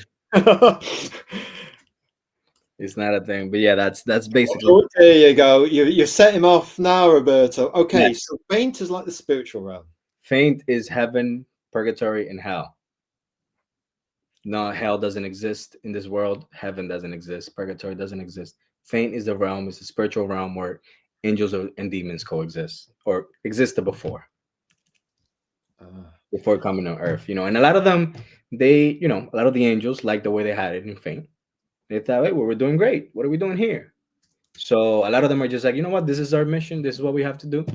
Let's kill all these people and go back for Faint. no. Benjamin's, I'll just put it typed here. Benjamin's got it. Looks that way. It's catching on. I'll tell you what, you've helped us get it. Now we're thinking, that sounds intriguing, to me. It's We're going to have to put a slight budget aside for Roberto's books. We're certainly, we've got our eye on White Owl, but that, I tell you what, just to just put different. It's just to put the boot in here, we just thought we'd have somebody dragged off and show some of the interior panels. Is this the first panel of? This is the first page, yes. Not the first panel though. Tell you what, that looks a bit tasty, and we like the foreshortening on that. You almost feel like you're the one being dragged off. Tell us about it. Say what's going on in this panel without spoiling anything, I think. Hmm. Uh, Just like so that, and it's a sense of, again, you might not be in control of events. Is this a theme in your books that people might not always be in control, and that's what almost like rolling a dice. You can't guarantee you're going to get a 6 to start the Monopoly game. Exactly. Well, I showed my sister the comic, and she Oh, likes God. she reads a lot of manga and stuff. So the first thing she said was, "Wow, you went red room in the very first page." In the comic, Gosh, I've had a laugh as well as a smile. Good. that's what I did. But I think in the comic, I have either someone dying or blood in every single page. Maybe two of them, two conversation pages now. But it's to put you in the mood to what you're about to experience, right? Like, sadly, I have to say this is a very slow burn. I have a lot of characters. I can't just say, hey, this is that guy, this is that guy, this is that guy. You need to experience the story from the beginning. You need to connect to these characters first to be able to care about them. So, You're not doing the Hollywood movie thing of turning the wheel, of doing the data download for 20 minutes. I wish I could just do a 100-page issue and just show you everything, and then be like, all right, we're all set up, we're all caught up, let's go. But we like that you're not doing the story paint by number style. You there's this almost organic theme. Let it unfold naturally with human problems and how they react. Yep. You know what I mean? And what do you do when you're being dragged off? Probably have an expression like that. It's funny, it's kicking off in the chat with, is Fate inspired by the Book of Enoch? Oh, we're getting profound and deep here, Master Crenshaw. I wouldn't say it's inspired by it, but I definitely loved that movie when I watched it. Yes. I definitely loved. I think this guy did a great job, and it was a very cool movie. It wasn't in the back of my hand when I wrote this, but it is very similar, to be honest. And I like how some of the religious tropes are still in there. That's cool. Cool comparison. Tell you what, K-pop has got a bit of observation here. I don't think he wants to be there. Try. Exactly what it is. So, all right, I will explain. Want to be there, Johnny? I don't think this is a spoiler. What's happening here is, like we said, this is a different world, right? God has forgotten about everything. People are dying. There's disease outbreaks. There's all these crazy things, and the streets are filled with dead bodies, corpses. Now, these guys with the hazmat suits, they're say like a branch of the government or some sort of other agency that is tasked with clearing the streets. So for me to put you into the story, what I did was with this first page was I think the main character is walking by when he sees this, and they're just picking up bodies and putting them in a truck, and then they pick this guy up. Doing the disposal business, and they're about to dispose of him, and then he's just like, not that, not that, not that, and that's how you see him. He definitely doesn't want to be there. He definitely does not want to be there. I'll tell you what, we've got another one here from Benjamin. Book of Enoch. Now you're speaking my language, Crenshaw. There you go. I tell you what, you guys. But very, very similar aspect, I guess. Very similar stuff to the Book of Enoch. Definitely. Yeah. We have got some little bit, maybe more gore. I don't know. Well, we're trying to be careful, tread the fine line with being slightly universal, but we thought we'd give the impression of darkness, and rather than normally we put bits of text down, actually, but what we thought we'd let you do the talking, because it's horror, it's in the mind. Right. So we thought you can tread the fine line of how much you reveal about this looming noir gothic darkness. Yeah. Right. So this is our antagonist. His name is Hakai, Hakai. So the way the story went, my friend Lucas, who I'm doing the story with, him and my brother, he had an idea for this story years ago, very like when we were younger, more than 10 years ago. And I remember he had told me about it. So when I started making comics, I actually got in contact with him. And hey, you had that story that was really cool. You want to make something with it? Tell me the basics, and I'll fill in the rest. So he gave me the premise basically, and together we wrote. We populated the story with more characters, and we populated the scenes that happen and why that happened, and the order and everything. And that's how we get with this guy Hakai. He is,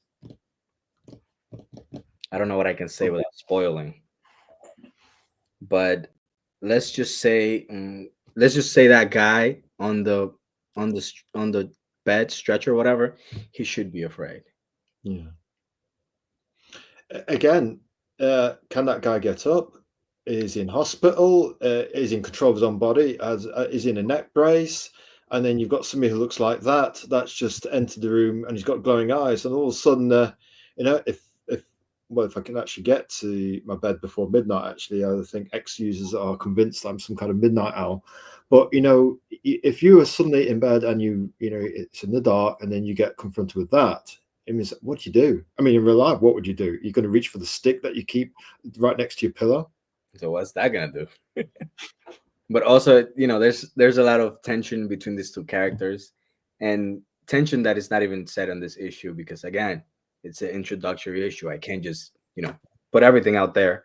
Some of the mystery needs to be revealed later on, but there's definitely something within the relationship that causes tension, and that causes this basically. I can't say more. Of course, and that's the thing, isn't it? In all relationships, there can be tension. Into that, right?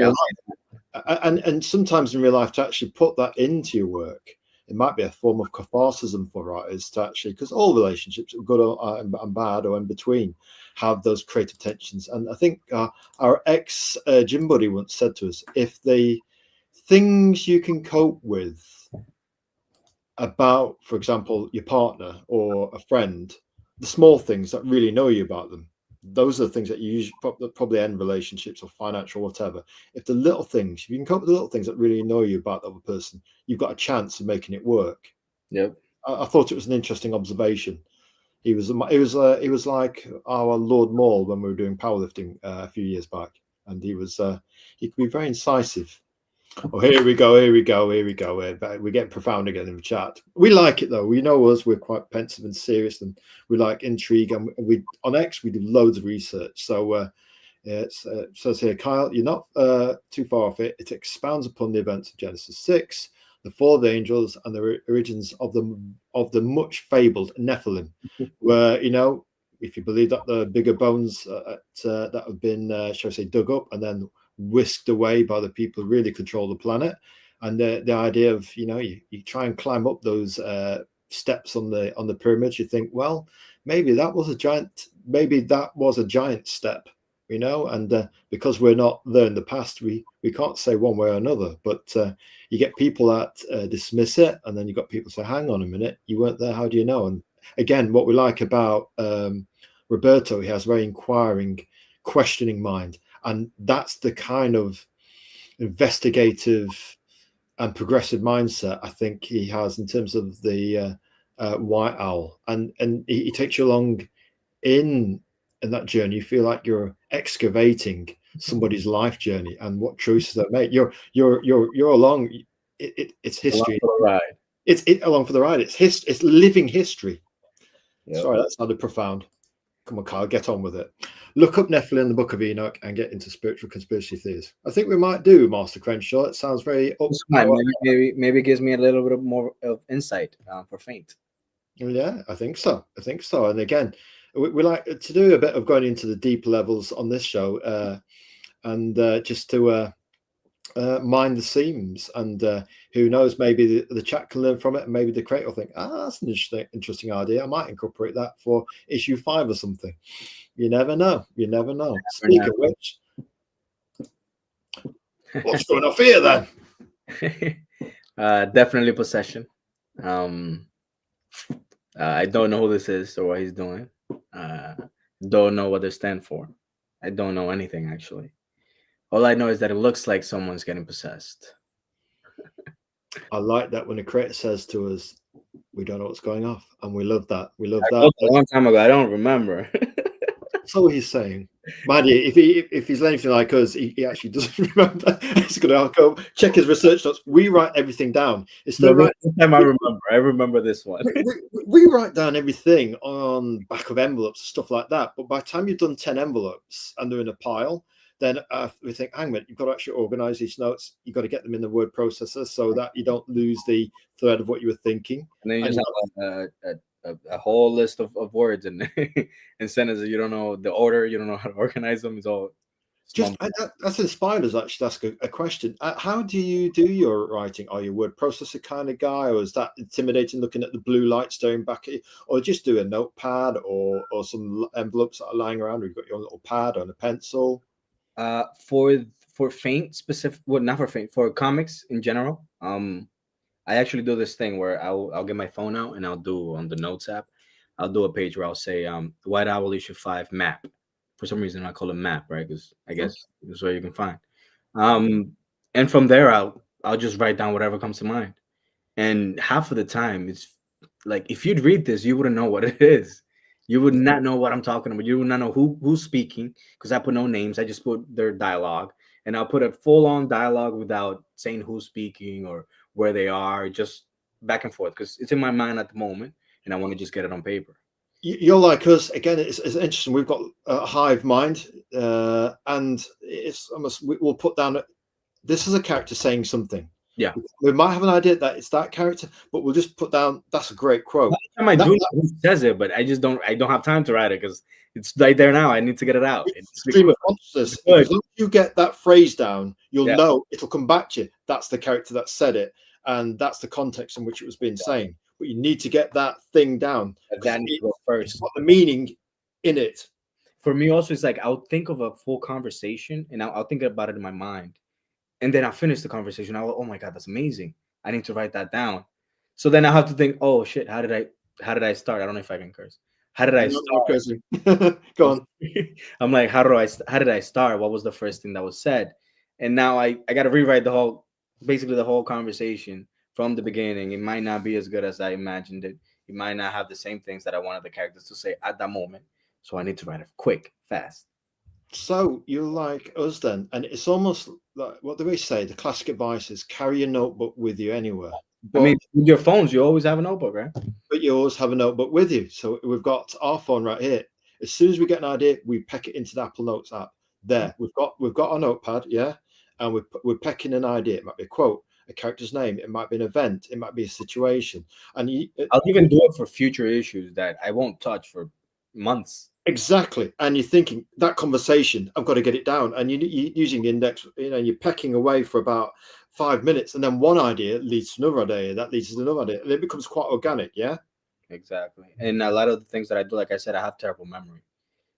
It depends for what, but for certain things like this, so I would write something today, and I'll force myself not to look at it until a few days maybe, and then once I completely forgot what I've written, I'll go back, I'll read it. And I'll be like, oh, this is cool, but I probably should have said it this way, or this probably could have gone before, or maybe get a different idea to add it on top. And I like that it's always like seeing it with a fresh set of eyes, getting new ideas, and that's how most of my ideas come to paper. So it's very organic for you and stream of consciousness. Yeah. Wow, it's strange. It's listening to somebody else doing it like we do it, thinking this can't be normal the way we do it. It's very organic. It's a bit, we're just pulling a hand up to the ether, and then you connect an idea from the quantum field, and then you go on and on. It's like some ancient knowledge has been drilled into you from, I don't know, some kind of etheric lightning bolt. But I think that's how it should be, though, right? Because sometimes you're right. You're doing all these things, and trust me, it's not as good as it will be in 3 weeks when you check it 4 times, and you get different ideas on it, or a different set of eyes. It's not going to be nowhere near as good as when you take your time to go that deep into it, see what you were trying to say, and get a new flux of ideas. Explore it now while it's fresh, and while all the tendrils of that idea, until you bleed dry, and then you think, right, then take a break and come back. Take a break. Exactly. And then you just know when you've got to take a break, because there's nothing else there, and you got to think, right, it's tea time, it's coffee time, but you're excited about the idea. Gosh, a lot of people complain about, say, I got writer's block. Don't we? That's just, you're burnt out. Take a break. Yeah. You have nothing to write. Take a break. Maybe you should. Your brain is like full of all these ideas that you're trying to get on paper. You can't recharge. Right. They're rehydrate, all that water that you've evaporated actually on that idea. Sometimes go to a break, or just everyone needs a break. Yeah, or stumbling block, and you think, right, go for a walk, and then it comes to you and you think you better have this along when you're walking, because that's when the ideas come as well, of course. Sometimes I'm even driving, I'll do voice notes. Yeah. And I'll go back, I listen, I'll start writing down, I'll come up with different ideas, whatever works. I'm always thinking about these stories, and I'm thinking, down the line, 5 issues later, and all these things, and oh my God, this conversation is really cool, I should write it down. And the times that I don't write it down, I go back and I'll look, and I'm like, oh my God, I didn't write that. Only you know what the idea is, but it was a really good idea, and the kind of thing it was. But if only it shocked you when you thought about it. You thought about it, you look, holy, that's really good. It's the nuance of what you'd have intended had you written it down at the time. It's those syllables of etymology in your poetry, Roberto. Yeah, we hear you loud and clear, because we don't think if only we'd have got it down, if only would have nailed it then. We've done this, right? You always regret not doing it, and you're gonna have to rewrite an idea that you completely forgot about. You have no idea what it is that you were trying to put in this conversation, and now the conversation doesn't even make sense. Yes, rewrite the whole thing. That's the missing piece of the puzzle, naturally. And yes, we do. Going back to early in the conversation, we do like that cover. You see that a lot in these stories, right? Like they'll start a conversation, and you're like, "What? It just happened? What are we talking about here?" It's like things don't connect. Well, it's that missing jigsaw piece, like on your White Owl cover. That's why we like that. We're into jigsaws. Our first jigsaw puzzle, I think it was a Superman one with a big purple dinosaur, Batman and Robin, or I think it was Wonder Woman or great memory. Back in the day, eh? Anyway, moving swiftly, I want to talk about old age. We were raised by ladies. Right. Will I like White Owl and Faint? We've got people in the audience. Who's it for? I think Benjamin has alluded to this, and Dave in the chat. They've been thinking, well, what's the target audience for this? What's it all about? You know what I mean? What's the elevator pitch or question in your case? Will we like White Owl? In fact, is it like anything else in the marketplace that you can compare it to? So it's kind of in that ballpark, but it's really its own thing. It's what I was really its own thing, but it is, similar in some ways. Like I remember, I have a few people who, when they read the issue, they told me that it felt familiar. That there was something about White Owl that felt familiar, and that's what I was going for. I was going for that familiar feel of like do like reading Spider-Man or like a combination of like some characteristics of Spider-Man. I always think about it as like Spider-Man, Superman, and maybe a little bit of Wolverine in there.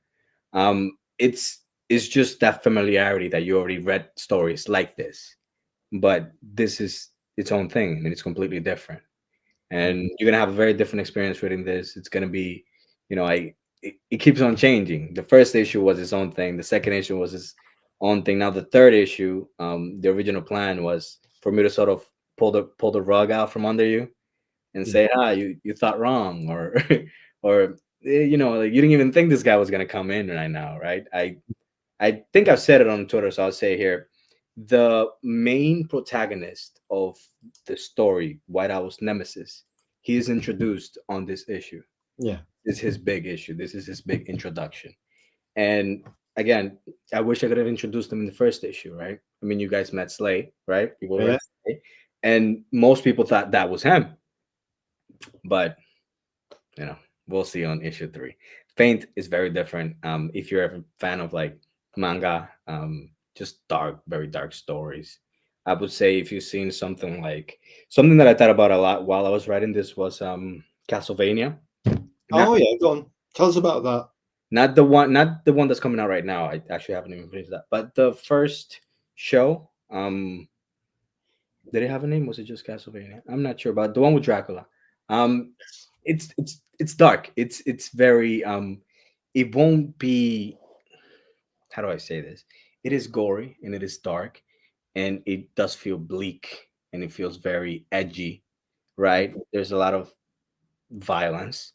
And some of the times we even had to like calm ourselves and say, well, this is probably too much. On the nose. We probably shouldn't show this, or how do we hide this in a way that's like not so visceral? And to make the mind work more. Yeah, right. Because it's some of it you need to see, and some of it, it's preparing you for what's coming, right? Because we're starting the story right now. Yeah. You're I think in issue 1 you get to see a few demons, you get to see one angel, um but their characters aren't introduced. It's just me showing you this is what the story is going to look like. Yeah. On issue 2 we have our first sort of uh not protagonist, but sort of like focus characters, one of the first big demons that comes into the story, and we meet him. um but that's issue 2, right? And now this character is gonna have to carry on along until we meet the next one, Yeah. and then the next one. And there's certain ones that they do have a lot of weight, and they do need their own sort of come up story. They can't just be, And again, I can't say why. No, no, no. It's the art of a tease. You've got to leave us hanging a little bit to kind of build up our anticipation. Yeah. Yeah, exactly. I have to. It's interesting that you've got the passion for White Owl and some of that's even dark. Even though there is darkness in White Owl, and that's Yes. that's another thing that's ironic and different about him. He has this white costume, which in a sense could get him killed because you can almost see him coming in a way, so it makes him extra brave. Self. You know, it's almost Batman has a yellow oval, but White Owl's costume is a complete full costume oval. He's wearing the yellow, so you can see him coming. So that suggests there's a lot of courage there, despite the darkness. And there's almost a sense of I don't say nihilism, but there's a sense of he's trying to exercise some demons by wearing that white Right. whole outfit. Like I'm saying, come on then. I like that. That's really Yeah. cool. There's actually a future conversation between him and his girlfriend. They talk about the color of the suit. Are you trying to get yourself killed? I'm just saying that the purity of white definitely has a thematic importance. We like that. We do. We do. We do. Yeah, we've got our white White Owl's got its hooks into us, and certainly we're looking forward to issue 3 with great interest. Most anticipated. What we got here then? Let's have a look. Father, tell us about this. Is this a mini indie comic? Yes, this is a 5-page one shot. It's just a 5-page story. I don't think I'm gonna ever follow it up. I just wanted to sort of challenge myself. Yeah, yeah. I was thinking, can I write a compelling story within 5 pages? It's very limited. It was sort of a challenge. Yeah. And after I wrote it, I liked it so much. I got my artist to draw the 5 pages, and they look amazing. This is the same Faint artist, by the way. He's incredible.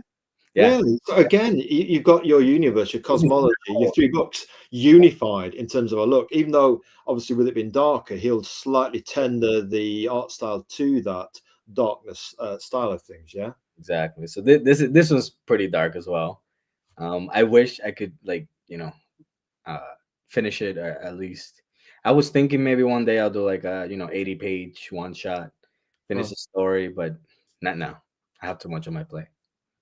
Sometimes things take their own time to gestate, and you as a writer will be painfully aware of it's not its time yet. Maybe that time will come one day. And Exactly. sometimes it's nice to have an idea. Yeah, that's a nice tasty preview, and it comes after this arc in our universe. We've got these things to do first, and then it'll make more sense. Exactly. Like I have the idea in my brain, I know how it goes. I know how it finishes. I know the middle. I would just have to fill it up with the details and get to writing, and then I have too much on my plate right now. I have Faint. Right now we're working on issue 3, so issue 1 and 2 are done. We're gonna be doing issue 1 first very soon, like 2 weeks late, like 2 weeks from now, I believe, maybe 3. White Owl issue 3 is also done. I just need to color grade it, fix some of the lettering, and that one will come after Faint issue 1. I'll tell you what, we couldn't resist including 2 of the interior pages, hopefully with no spoilers. We just like the setting and the serenity of the bike ride, and then the bit of banter between Did you finish this one? Did you read it? well, a little bit. We weren't sure whether, even though you gave us permission to download files and that, when it got to stuff like this and Faint, we thought if we're going to read it, will back it or buy it, or you know what I mean. It's This one's not out. This one's free on Global Comics. I okay. am thinking of doing a printout for this, but I'll probably just In that case, we'll read it on Global Comics. give We it. just don't want to be, you know, I thought, hang on, he's given us some of the keys to the kingdom here. We don't abuse our power as a host, you know. You're welcome to. You're welcome to. It's just something extra. Why not? Lovely art, and you know, the storytelling, the faces, you know what I mean, the gestures, the interlocking eyes, you know, the look of the girl, the look of the boy, you know, that sort of thing, you know what I mean, and that bants between the two of them, and that, you know, and well, she noticed that he had very nice trousers, as we say here in the UK. Hey, it's a compliment. If he's wearing cool duds, we'll take it, us guys. I think us guys will take any compliments that come our way in these. I'll hold it here for the next 3 years. Yes, hold it here, man. Hold it here, brother. Yes. So again, the coloring. Did you do the coloring on this? No, he did the color on this. I'm telling you, this is one of the things that I'm not doing the colors anymore. You know, It's I mean, because this. are you doing on White L3, or is he doing the coloring White He's L3? doing the colors on what I would 3. Is this just because of time considerations, or you find coloring stressful, or we don't know? It's a combination of all of that. When I colored issue 1 of White Owl, it took me, Jesus Christ, it took me like 7 months. You know, I have a full-time job. I have 2 kids. It's not like I can spend 5 hours every day doing this. And one page can very well take 5 hours doing it. Just one. For me, anyway. I mean, I'm sure they have, you know, faster processes. Are you a perfectionist then? Is that what it is? You want to do it to a certain standard. You say that you have fun doing it, more fixes, and then because the coloring you did on White L1 and 2 to us looks impressive. We like it. It reached us. So you know, you're debuting 1 and 2 with that coloring. It spoke to us. Yeah. I mean, you can get into a pattern, I think, with the big two, as we call them now, not the not so big two right, anymore, and whereby they do things to a certain standard, and yeah, it looks very professional, quote unquote, but it then starts to look all the same, almost like we call it pixel sand. Whereas when somebody who says they're just having fun doing it, but they break all the rules, right. but it fits, it makes sense. You can tell they've cared about it. It communicates a story. And that sunset where it's leaping over the skyscrapers to test his powers, to me, that's some of the best coloring we've seen in the indie comic scene. Yeah, Wow. it's just I appreciate the moment. No, well, so I believe, or we believe here, whether it's even if you, for example, sometimes even a singer or type of music you might not like, in them, they've got one song that will make you think, yes, they've nailed it. And then from there, you can reach out to the other stuff they do. And so to me, with us, we kind of feeling that that's you singing your song in color, you know, it's almost your poetry in color, you know, because words, music, color, they're all harmonically linked at some point in the universe. They almost become a trinity and they harmonize, in your case, in the story of White Owl. So it's a bit of a shame that you're not doing it for issue 3, but we understand sometimes you've got to balance things. You've got a wife in real life, you've got 2 kids, you're a working lad as well, and you know, balance these things. I mean, for example, it's taken us ages to get round to doing reviews, but we want to make sure we can devote the time. We don't have to do an offhand review. Right, you know what I mean? It's got to feel right. Otherwise, we don't want to upset somebody by saying, "Oh, well, you gave a book 2 minutes and barely got to know it. You didn't read it right, or whatever." And the criticisms weren't valid. So when we get around to reviews, we'll try and make them earnest and positive. There won't be any criticisms. They'll just be, well, yeah, it'll just be. We'll have 2 types. We think we'll go for one for a short, and we'll do the Monty Python sketch. Do you want a 5-minute argument or the full half hour? So we'll give people a choice of a short interview or a longer one, and that way we can actually come back to a book and do a deeper dive. You know what I mean? So here's the flavor, and if you're curious about it, we'll come back to this book again. And the reason why we view things in circles and we actually just read chunks of books rather than eat it all in one go, like a box of chocolates, we'll think, well, have the coffee, eat chocolate today, loving the coffee, man. And then we might actually have the strawberry flavors, save the hard centers to later. But the fact is that with indie comics, because they're not going to come out every month, you can actually savor an indie comic over time and read a page a day, or a page every few days. Finish the book over a month. There's no rush to read it. Just in 20 minutes, say, right, put the pressure on the indie comic creator. Where's the next one? Right, exactly. And the guy's working, he's got a family, and so the rules of engagement for indie comics are different, aren't they? You know, we're not trying to slay the indie creators. Hey man, where's my monthly book? We're not trying to kill them, you know. I do get it though. I wish it wasn't so big, like the gaps. You know, it makes everything harder. It makes the marketing harder. It makes it hard to hype people up. You know, people have either forgotten about it or just moved on to other things. But it's just the way it goes. It's just the way it goes. You've got to you want to do it right. You got to wait. you want to do it right. You've got to wait, and that's one of the premises of indie comics. They've got their own unique voice, and if you connect with that creator, it's worth waiting for. I'll share with you a little bit of a secret, Roberto. There's this indie. I hope nobody else is listening in the chat. What we'll say is, this is one creator. His name's Gary Spencer Millage, and he created for us the GOAT, the best indie comic of all time. It's called Strangehaven, and he did this back in the mid-90s when indie comics were really hard to do, difficult to do. And he did, I think, 16, 17 issues and then stopped. Real life got in the way, let's call it that, yeah? So the story did not finish. And then 25 years later, we're waiting for the ending. Somebody persuaded him, because it becomes so big in his head, to finish it to the standard he wanted. Somebody said, look, we've got this anthology. We're launching it real soon. Why don't you just do a few pages? We'll do it in chunks.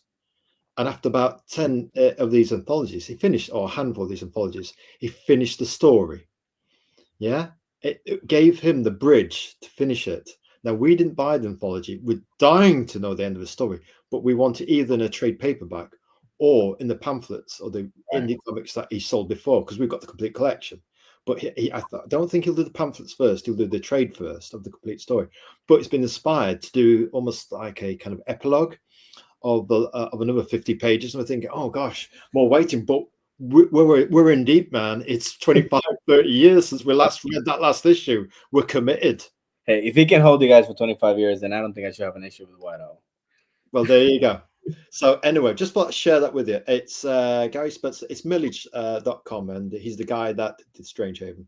And we can't wait for the. We've emailed one over a few times, and I tell you what, it's a very inspiring sort of fellow. But again, we can all do this. That's the beauty of indie comics. You can be your own indie creator with your own rules. Beat to the sound of your own rhythm of your own drum. Yeah. Yep, exactly. Say the story. We've got this. What can we say is, what we were just saying? The universe speaks, serendipity. Some things in life, man, are just worth the wait. If I was a cat, I'd be saying, "Hey, man, give me the sashi."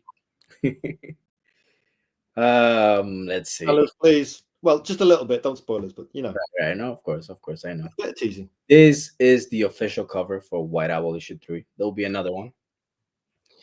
The character here is a very important character to White Owl's story. He is, how do I say this? His relationship with White Owl is what will take the story all the way until the end. This issue particularly is the beginning of their rivalry. A true nemesis. I don't know. I kind of don't want to say a lot about him. Even though, you see he has a gun. Does he have powers? Does he not have powers? Is it just a dude?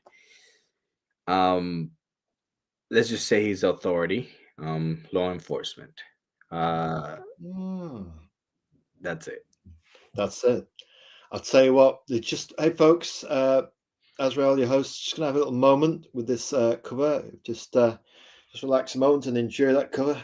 Oh yeah. Yes, sir. Let's just say he's not okay. He's not all okay up in here either. No, he's looking slightly tapped out. And what we like is that outrageous, raucous, passionate dance frenzy of magentas and hot reds and hot pinks and blood spatter painter techniques in the background. And we like the fact that the almost like a white, cool, light grey suit, a shirt. It's white, so he's almost a same color nemesis as White Owl. I mean, he could be a guy wearing a white suit, and you're thinking, well, who's the White Owl? He even his villains are dressed in white. You know, there's this. He looks clean, but he might be a bit of a bad boy. You know, he's got a dark side. So you got this idea of darkness, but it's almost, you know, like in Matrix where the good guys are wearing black, but obviously their actions are white. And but here it's almost as if the good guys and the bad guys appear in white, but their actions might be anti-hero dark, or in this case of this guy who's slightly tapped out, it might be even darker than anti-hero, a full-on villain nemesis who's anti him for the long haul. Very anti him. He's the Joker to White Owl's Batman. Oh yeah, I tell you what, that cover we'd like to divine the future and say we suspect you're going to be getting 1 or 2 backers for that cover alone. Just saying. Hope so. And I haven't. Yeah, this is. Oh, and you haven't what? No, I was gonna say I haven't showed the second cover. The other cover is gonna be like the back cover. Do you want the next cover showing? Yeah. Let's do it. Okay. So that's going to be a back cover. Yeah. So in a sense, you've got a front and a back. We find this is a potential difference of indie comics as well. It's not just something to put an advert on. There's almost a sense of a beginning, a front door and a back door to a comic, and the way that you use the quote, the spot the quote thing to link into the interior story. Well, like you've got the beginning, middle, and end linked. You know, if you noticed, both issues of White Owl, issue 1 and 2, the very last page is of Slay and of his story. Third issue, I'd say it's his issue. His story continued. Involved with this other guy and all these other things that happened. If you remember in issue 2, it ends with him looking at White Owl and his girlfriend, Theo, and his girlfriend on their house, meaning he tracked them down. He tracked them down. Yeah. Issue 3 begins directly after that, basically the morning after. I see. So again, a kind of a gravity question, kind of what happened. Again, thinking, and then did the same thing with issue 1 and 2, right? Where they're about to walk into this portal.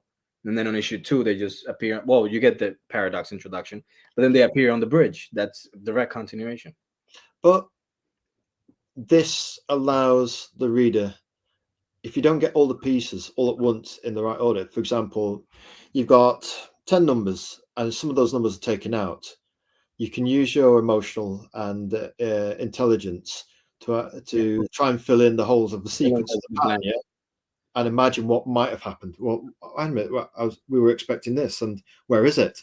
And then you've got to pick up the events as they are, because we don't always get life as we want it to be. Sometimes we get life as it is. Yep. And we like the fact that you put real life in. It's very prevalent in White Owl. Indeed. So again, we do like that back cover. Again, Slade. He's injected something. Yeah, he's looking. To me, we felt he was just when he's testing his powers. Along comes this guy is he the same power level? Is he even stronger than him? Is the question, And you're thinking, can he actually? Yeah, you can lift a car, but can you beat this guy? So it actually kind of goes up a gear in terms of we drive gear shift cars in this country. So it's almost you taking White Owl out of first gear into second. He's got to get in second gear to take this guy on. You're not just dealing with cars now. So it just amps it up a little bit. Yes. I tell you what, we couldn't resist just including these 2 pages just to give a sneak peek of the what we call it the visceral smackdown that is White Owl. Another way we like it. It's very honest, right? It's not trying to be I'm Batman and I'm an expert martial artist who could beat anybody. He's got his own way of fighting, and this is how it is. Yep. This is the new artist. So I'm not sure if you can see a difference. I know it looks very different, but this guy is amazing. It's very different from Faint. It is not the same style.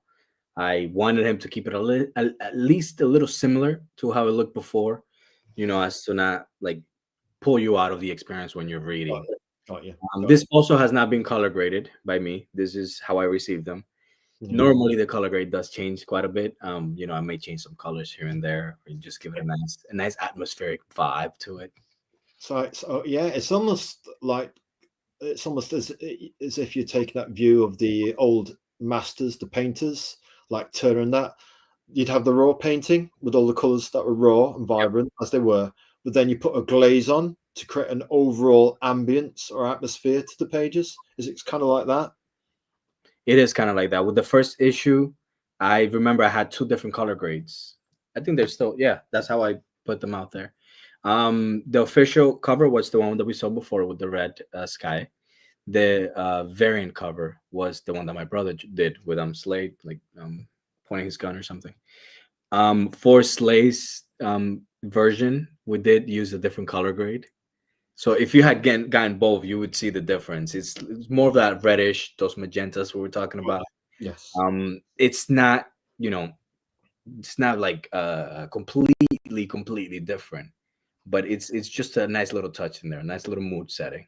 Almost like they do with the movies now. They put color grades on them, so you're bringing that kind of idea to comics, which we think Yeah. is very cool. You're not just One of thinking, the things I enjoyed the most about coloring, to be honest, was just messing with the color grade. You can really get a mood and a feel for some of that's these right, things. and you can do all the different versions and go, right, that's the one. Exactly. Like if you put this next to a page of Faint, it's gonna look very different. So in a sense, you've still got that coloring an editorial control in terms of the Yeah, coloring, because yeah. I always color grade somebody everything. can do the heavy lifting on the coloring, then you can actually think, right, this is the vibe I want as writer, and Yeah. give it a grade or a kind of glaze And over that the. was a conversation that I had with my artist too. I let him know. I was like, listen, I know, these colors look amazing, but I will slap a color grade on top of this. I will Yes. change the feel and the mood. I might change a color if I don't like, Mhm. And he's been great. He gives me complete control to do whatever I want. So the lettering is the lettering that he does as preview. That's not finished. None of that is. I just wanted to preview the art style mainly, but all of that would change. The board bubbles, the lettering is going to be a little different. Maybe even the font. I'm not sure. We're going to look through that. What we say is it is looking very exciting, and certainly we were looking forward to the sign-up campaign with great interest. Just sometimes, I mean, you just we like the pom where he's somebody's getting the old, they've been had the nose kind of kicked there, and uh, White Owl's got he has his own pensive stance that's slightly different to Batman's, and he's got a no compromise fighting style, and he's not frightened of talking it out, but if he has to get involved in some what we call it in Britain GBH, grievous bodily harm, then it's going to have to go into the smackdown. It's going to have to take it to the gravelly car park. You're going to need a curb stomp. Yeah, and all that. We do like a bit of that. Oh man, do you know what? There you go, folks.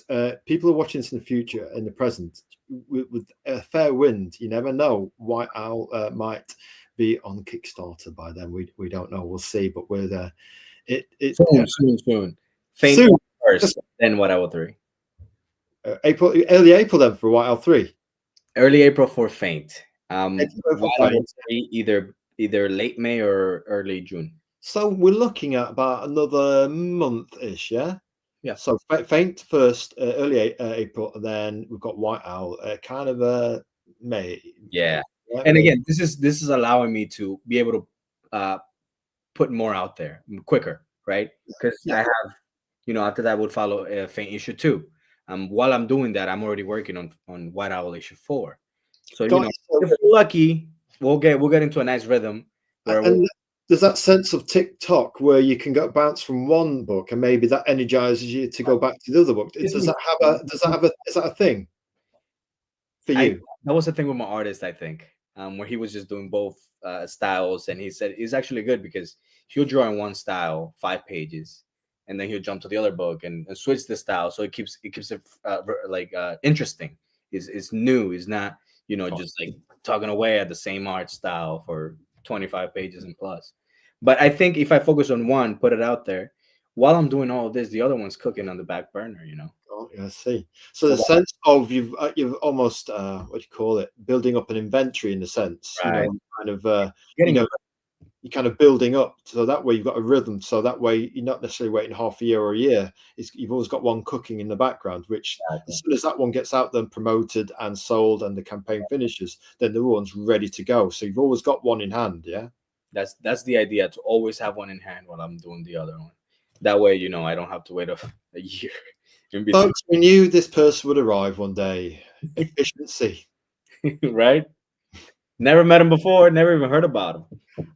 No, we like that. We're hearing something that to us is relatively new. I mean, a lot of people are grappling with this sense of how do you get yourself out there on a consistent basis? Right. What, like, is it going to be half yearly? Is it going to be quarterly? Is it going to be bi-monthly? Even Daredevil back in the day was a bi-monthly book because it didn't sell enough. So I've backed books that I've received a year later, and I can, I've thought about that. I've thought, well, maybe I can just open up a Kickstarter, crowdfund the money, and then start making it. But I don't think that's fair. I don't think that's a very good, experience from the side of the reader, right? I didn't like it when I had to wait a whole year. I even forgot about the book. I received it. I was like, what is this? I didn't even know I backed it. I had to check my story and check and that's when I saw, I was like, Jesus, this is a year ago. So I like to do it. I like to finish it. And then once I order the copies, I'll wait maybe 2 weeks in between, and then I'll start the Kickstarter. then you start the Kickstarter, and we But, like this. It's we're you're delivering on the promise of indie comics because that is the aspiration, isn't it? I mean, we're not trying to be like Marvel and DC or Team Red and Team Blue, but the principles of professionalism and efficiency and delivering an equivalent efficiency. So within a certain time frame. certain time frame where your reader is making an emotional investment in you and think Roberto's got a book for me every 2 months.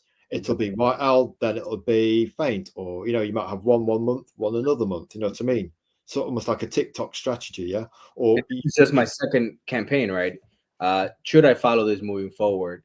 I should build a good rapport with people, knowing now, by the time this campaign is over, I will receive my rewards within maybe 3 weeks, but right after. yeah, the one thing we liked about backing White Owl was that it fulfilled lightning quick. Yeah, We weren't waiting months. You think, crikey, it's a couple of weeks, and what, bang, it's arrived. We're thinking that's somebody we can invest in. exactly. It's trust. No, Exactly. Because I'm not waiting around for the crowdfund money to do this. I'm paying this out of my own pocket. I'm just using the crowdfund money for maybe printing or maybe the next issue or something. Make it a little easier.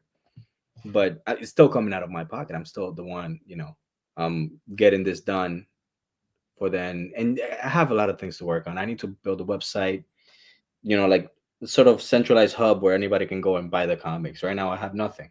Just this Kickstarters. so somebody can buy White Owl while you're asleep, so you get pennies from heaven. It'd be amazing. I mean, I would sell it myself, but there needs to be a place to do that. There's not currently. Or the only place right now would be directly dealing with me, and that's Yeah. not really viable, right? Oh yeah, yeah. A website certainly. That sounds like a good idea. Some people use Gumroad, some people use Amazon, and then Yeah, there's various print-on-demand places. But I'll tell you what, having your own website, because let's say Elon Musk closes down X tomorrow, he exactly, takes us both down, doesn't he? Billionaires might be fickle. They're rich enough to be fickle, aren't they? exactly. No, but I want to build a hub where people can go and see all of my stuff, and I can maybe interact with them too. Maybe a little forum or something in there. You're gonna have a newsletter as well. That's I got to work on so much, man. It's just again, it's hard. Same place, same place. We've got the same thing. We understand it. Me and I tell you what, Roberto and us, we're kind of like on the same page. We're at the same stage of development. You know what I mean? We've got little things. Don't take years like me, man. Oh no! Don't get comfortable. I tell you what, we're trying to.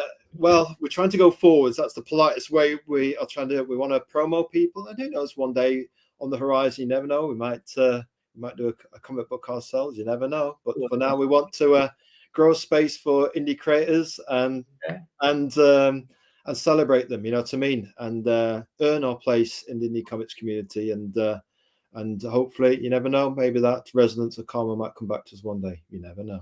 Never know. There's still time. Tell you, indeed, you're never too old. Tell you what, we've got here.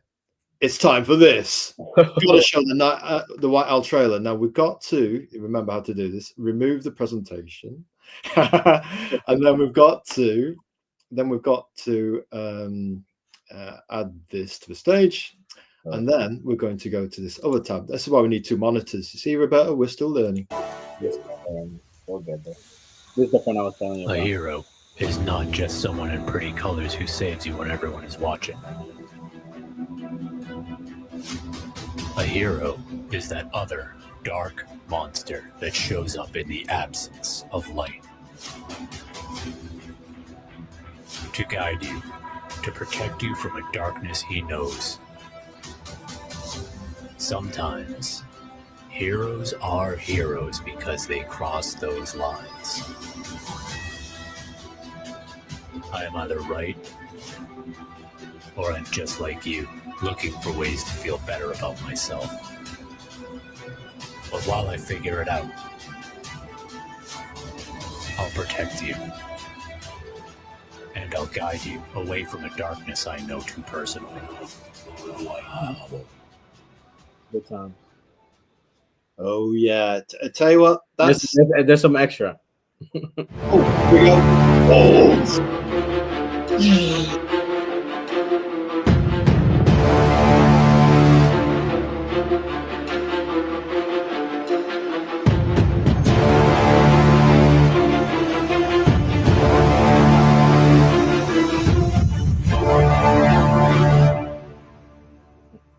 Good times, man. I had a lot of fun making that video. What do we say, man? That is just what can we say? More. That is just, what do we say, man? That is just, my gosh. Yeah, me, just take a moment to recover. That was even better than we remember it, man. It's like slow motion. Music. I'm gonna have him beating up was never so good, was it? Yeah, I'm gonna have to make another one for the third. I don't know. We'll see. And just the manga lines in the background where you got the forced perspective of his body looking at the cameras above his head and zooming down, and the slow-mo and that. I mean, those were everything there was basically just taken from panels. I would just cut White Owl out of a panel and think of a cool thing to do or something. And what kind of video app did you use for that? So I have a lot of interests, right? We talk about Photoshop. I've also done a little bit of video editing. Cool. I believe I used Premiere. Or I think I used After Effects for some of them, but mostly Premiere. Well done. You've done a great job there. So yeah, a man with many talents. Always good. Too many hobbies. Too many hobbies. Yeah. Speaking of which, why do you create indie comics?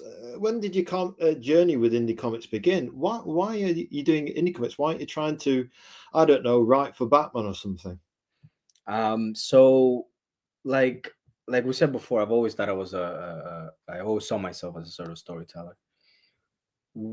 Sometime after I did those poetry books, I got very into indie comics, and that's how I got into Kickstarter, and I started backing a lot of these projects, and I started reading a lot of them, and some of them were really good. Some of them were like, it's like a light bulb went in my head.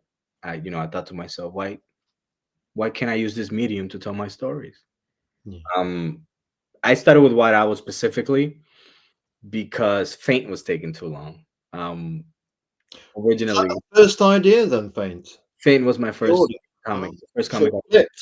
Yeah. So I wrote Faint first. I wrote 5 issues of Faint before I even attempted anything with White Owl. Oh, you've got you. That's interesting. That's intriguing. That's a revelation. Yeah, and then so remember, Faint is me, my brother, and my friend Lucas. Lucas is also an artist. He was originally going to be drawing Faint. He's also a person with a kid, full-time job. Doesn't have the time. It was taking too long. It looked like it was never going to happen. Yeah. So then I said, you know what? I'll do my own comic while I wait. Yeah. And that's how I started creating White Owl. I thought, which genre should I do first, right? And I wanted to do superhero because of a lot of the like the, I don't want to say wrong, but the preconceived ideas. Yeah. A hero can't do this, or a hero can't be that, or he's not a hero if this is the way he is. So I wanted to kind of challenge that mentality and Challenge the stereotypes. challenge the stereotype, right? It's all right for him not to have it all figured out, to not be perfect, not and to also be. in a way challenge directly some of the tropes that I feel are just so overdone, right? Just so overdone. I mean, I don't even take death seriously in comics anymore. Any comic, right? I have obviously it makes sense within whichever story you're telling, but at some point you should go, yeah, listen, we need consequences here. Things should happen and be final. There shouldn't be a nothing matters sort of attitude to the storytelling. So a lot of that was what I An Earth can explode and then come back, or somebody dies and they come back, then it's inconsequential. Nothing really matters. Nothing really matters. You don't take the character seriously. It's No. I wanted to challenge that by making my own. It's not corporate indie comics. It's personal. It's personal. Exactly. I tell you what, that was the perfect answer. We like that. You kind of nailed it there. Thank you. So again, your creative team is, just one more time for members coming in halfway through in the future. I'm thinking, some people start a stream halfway through. We do weird things like start at the end and then start, jump in the middle and go to the beginning if we find it interesting, etc. Makes sense. Tell us a bit about your creative team. It's you that are doing the writing. You co-writing on the horror book, but on White Owl is me you. writing. So the creative team behind White Owl is actually just me and the artist.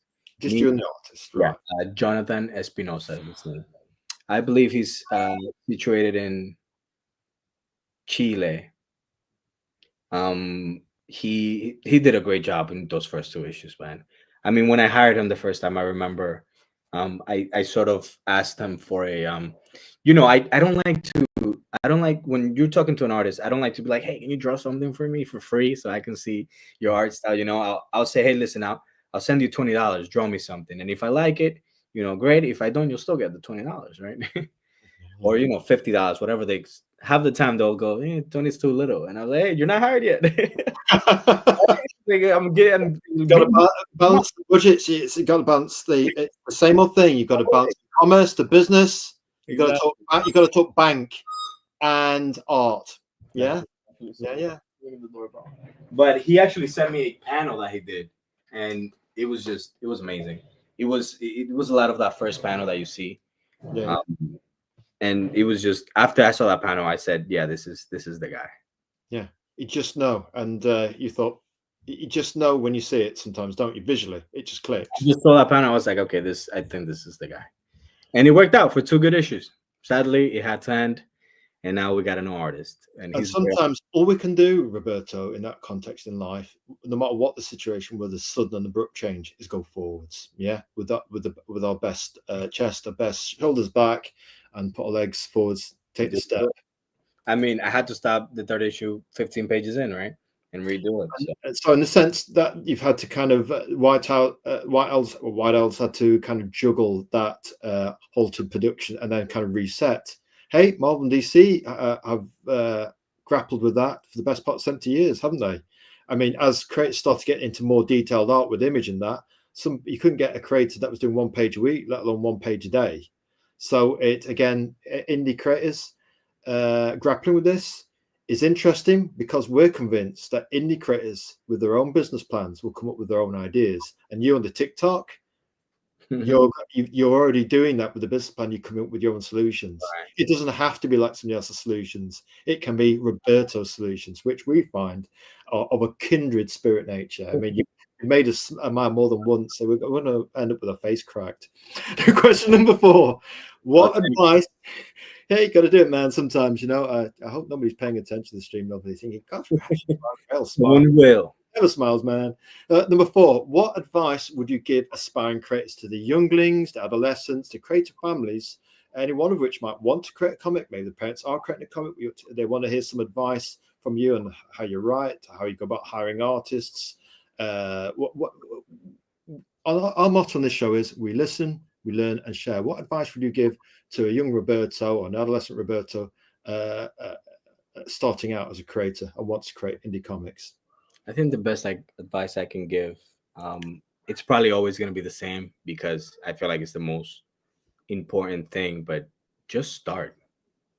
You know, you have an idea, you want to do something, don't leave it for tomorrow. Don't think, when I'm off, I'll do it, or I'm busy right now. Just start. You don't have to do the whole thing. Just start. You want to write an issue of something, start with the first conversation. Start with the first panel. You don't want to write a full page or something, do one panel. Then tomorrow come back, do the other one. But just start. As long as you get your foot in, I think everything else follows. It's the same thing with ideas for me. Sometimes I don't know, like if I'm looking for a story to write or something, I don't know what idea I want to develop. So I'll just write anything. I'll just start, sometimes even with a word, whatever comes to mind. And I'll start with that. And that just like trickles down. And now my brain is up and working. And I'm writing a story about this thing that I didn't even think about 5 minutes ago. But for some reason, this is what it turned to. And obviously, probably sucks. It's probably messy. But I'll put it there. I'll leave it. I'll come back another week. And I see the roots of a good idea there. Now I fix it up. Then I add more. And then just keep going. So I guess just start. Just start. I think that's beautiful, beautiful advice. Right then, here we go. What superhero would you be? You did mention that Wolverine and Superman and a bit of Batman earlier. Which superhero would you be? Interesting. I would be Lee, the guy in my comic, the guy with the portals. I think he has the coolest power. Yeah. I don't know if you remember on the issue too, where he's testing his powers and he's trying to see how far his jumps can go.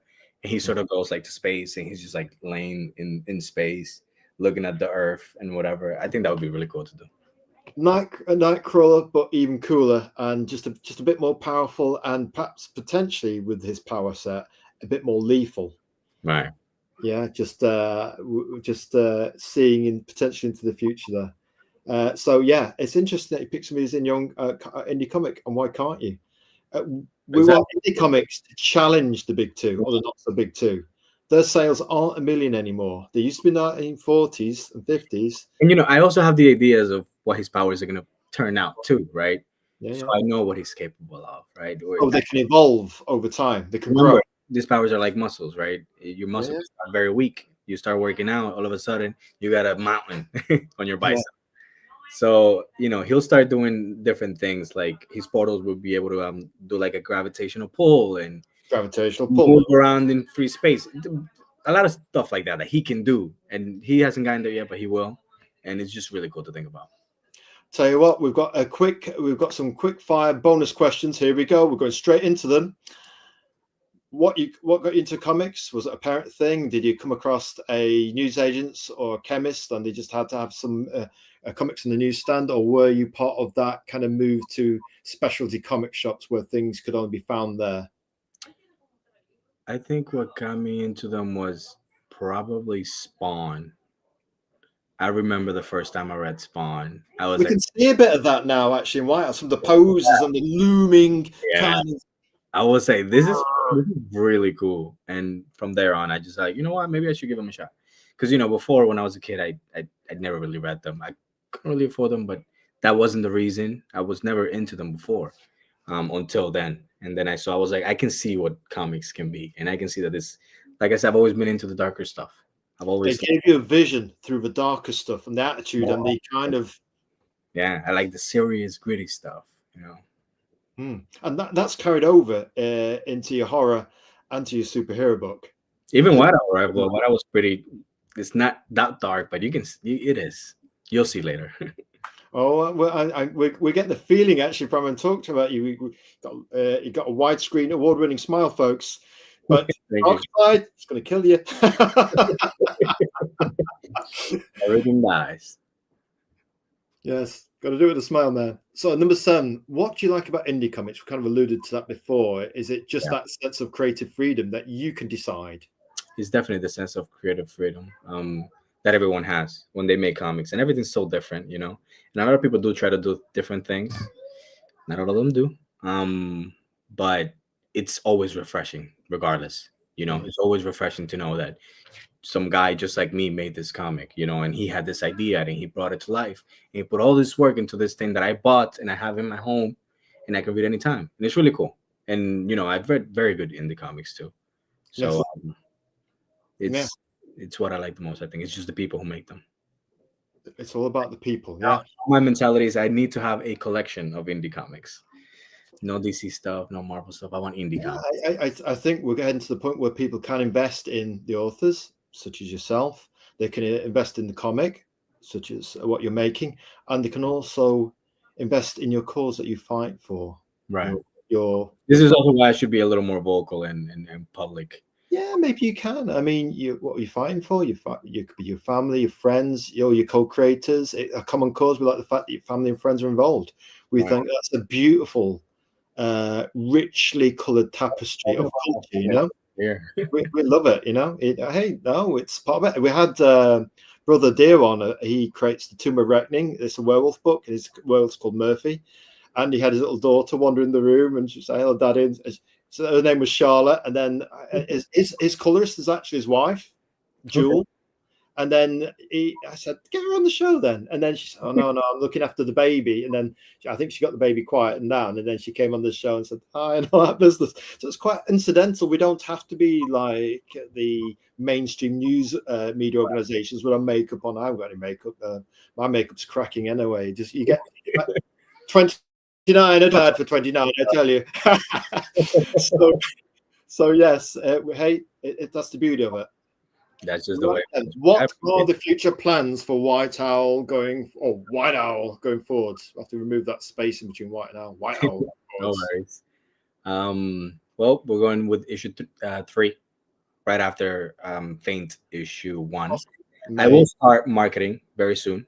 Good. For issue 3, at least after the campaign of Faint. You can expect more. There's going to be more. I'm going to start soon working on issue 4.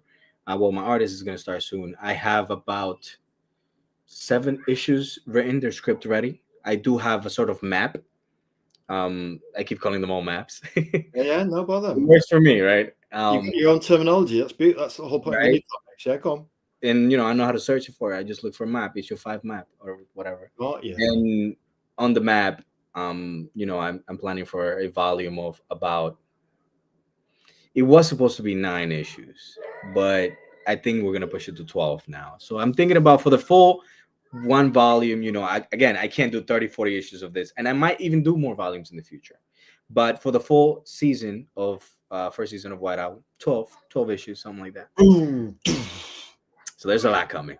There's a lot of characters. We're feeling omnibus territory, a massive trade and potential omnibus, but like Watchmen, 12 issues. Yeah, sounds good. You know what I mean? It feels satisfying. Like it's not too much. It's not too little. I can tell you the full story. I can explain every character and exposure, like give them the exposure they deserve, and it'll be great. We think so. Even if I had to add another issue, I will. That's the beauty of indie comics, right? You can make up your own rules, your own lexicon, your own terminology. You can create them how you wish, Roberto. Right. I'm glad that we have similar minds. We are synaptically linked. Yeah. I think we're both jacked into the same program, man. That's what we think. Creatively, I'm twins. I think so. I think we're twins separated by a mere pond. That's what we think. We're so glad that it's happened. It's amazing. It took a year. We talked about this, and finally it's happened. We're so pleased that it's finally happened. We've been thinking, hopefully we can give them the time to do him justice. Right. Go then, Roberto. Favorite pizza? I will go with the simplest one, pepperoni. With pepperoni, right? We could do a bit of that. Yeah, that's what I usually go for every time I buy pizza. Even if I'll buy like a, you know, one that has all the meats or whatever, or a cheese one, there's always a pepperoni. Did you hear the White Owl voice? He likes his pepperoni, folks. Pepperoni. Oh yes. Yours. I'll tell you what, pepperoni. I tell you what, you're making us feel hungry now. We're thinking, yeah. I tell you what, we just need to put a face into a whole. What's pizza. your favorite pizza? Hey, first, wow, somebody's asked us a question back. Right back at you, man. I've been meaning to all of these questions. I was gonna like. Well, yeah, we could go for the pepperoni. If we start with, we put some cheese on this. This is a non-drawing hand. We put some cheese on here and some layers of meat. We'll probably start here, work our way up our arm right now. But we could go for a meat feast. What's that one that is just all cheese? You get extra mozzarella on. What's that one called? A 3 cheese or something like that, right? Yeah, something like that. Yeah, we could go for that. Actually, we've got their answer for you. It's It's thin and crispy chicken and mushroom. Ooh, you know, I like the chicken, not the mushroom. Yeah, we could go for a deep pan as well. You know what I mean? Depends on how big the horse on it that we want to eat. You know what I mean? If we want to put a horse on there, it'd be deep pan, I think. Talking about pizza, I have a coworker. He keeps telling me about this place. I got to try it out. Yeah, got to try it out. Yeah, there's always a new food place to try out. Yeah. Right then, we have. And it might be interesting actually to have a pizza scene in a future White Owl issue with that newly discovered pizza place. Just saying, you know what I mean? That's fun. Maybe I can give it a funny name or something, right? Well, yeah, that's the challenge of any good writer. What do they call the hero or secret identity hangout place? Where do they go for the food? You know what I mean, or for a snack? You know, like in Highlander. You know, you've got the hot dog stand in Highlander. I don't know what I'd call it. See, we've given you a question to think about there, yeah? Be themed after him, maybe. I don't know. We'll see. We'll see. Now, where can people who are into White Owl, where can they find out more info about your horror books and about your preview 5-page special? Where can they find out more info about Roberto Rodriguez? So I'm on Twitter. You see it right there. Rob0797. I always hated that when they changed the new Twitter handle. Now every time you showcase it, it looks like a inappropriate website. Oh yeah, indeed. I can't even pull it out like if I'm in public. Anyway, indeed, yes. And you've got White Owl still on Kickstarter. If people want to have a look at it, yeah. Faint, the pre-launch page is up on Kickstarter. I have the link in there too. I do have an Instagram also. It's just White Owl Comic. White Owl Comic on Instagram. Yeah. And do you have the YouTube presence as well? Just curious. I don't. No, I've been thinking a lot about it. I wanted to maybe do it with your buddies and your family, or just relaxed environment. You seem to have a very family orientation and friendship kind of culture thing going on. There'll be some cool conversations. We'll definitely get into it. I don't know. I'm thinking about it. I just might. You do a YouTube channel, we'll sub you. We can do a mutual sub, one each. Cool. But anyway, I was gonna say too, we gotta get together again for Faint with my brother and friend. Oh yes, it'll be a great conversation. I should imagine it'd be very tasty. Yeah, it sounds like you guys could be a lot of fun. You know, to me, my brother is almost like a slightly better version of me. Funnier, I should say. You've got a lot of talents and positives about your personality, and it's nice to see that dose of humility and gratitude that you have. You can tell it permeates through the conversation. You're very grounded, you know what I mean, and a hardworking man, and you're trying to balance comics and life and family, and you're committed to that, you know what I mean, to have a holistic balance between all those pillars that you're trying to build your kind of creative life around, and that's really special. Talking about them, then they just got on. Right, I tell you what, perfectly timed. We want to say thank you very much for being our special guest, Roberto Rodriguez. I want to wish you hello, little youngling. Hello, youngling. Hello there. What's the name? It actually rhymes with your name. All right. His name is Azrael. Hi. Hello. That's Roberto's wife. Hello. Pleased to meet you. Azrael. It rhymes with Azrael, I guess. Azrael rhymes with Azrael. Got you. That's this is my little one. Then the big one. Papi, come say hi. Cool. Lovely. It's good. It's great to meet them and say hello. Lovely. That's just what we're talking about, the warmth of the man. Right. And that's, again, serendipity of the universe. That's perfectly timed. We want to say thank you for being our special guest, Roberto. You're a humble guy, hardworking guy. You've got a lot of warmth with your creative brotherhood. It comes across. You exude confidence, an award-winning smile, and your heart is very much and passion is in your writing. It comes across. It comes across in your comics. How you doing? And we'd like to say and wave at your youngling. And we'd like to say we're looking so forward to White Owl number 3 and Faint. And we wish you the best of luck with them. And hey, promo them, send them to the 5 Pillars of Storytelling promos on Sunday, Wednesday, and Friday. We'll push them. You hear what we're saying? So the next thing to do is to add this to the stage, because this is our outro trailer. Here we go. We're going in. Great time. Nice to meet you. Great to meet you. And we'll meet soon. God bless you.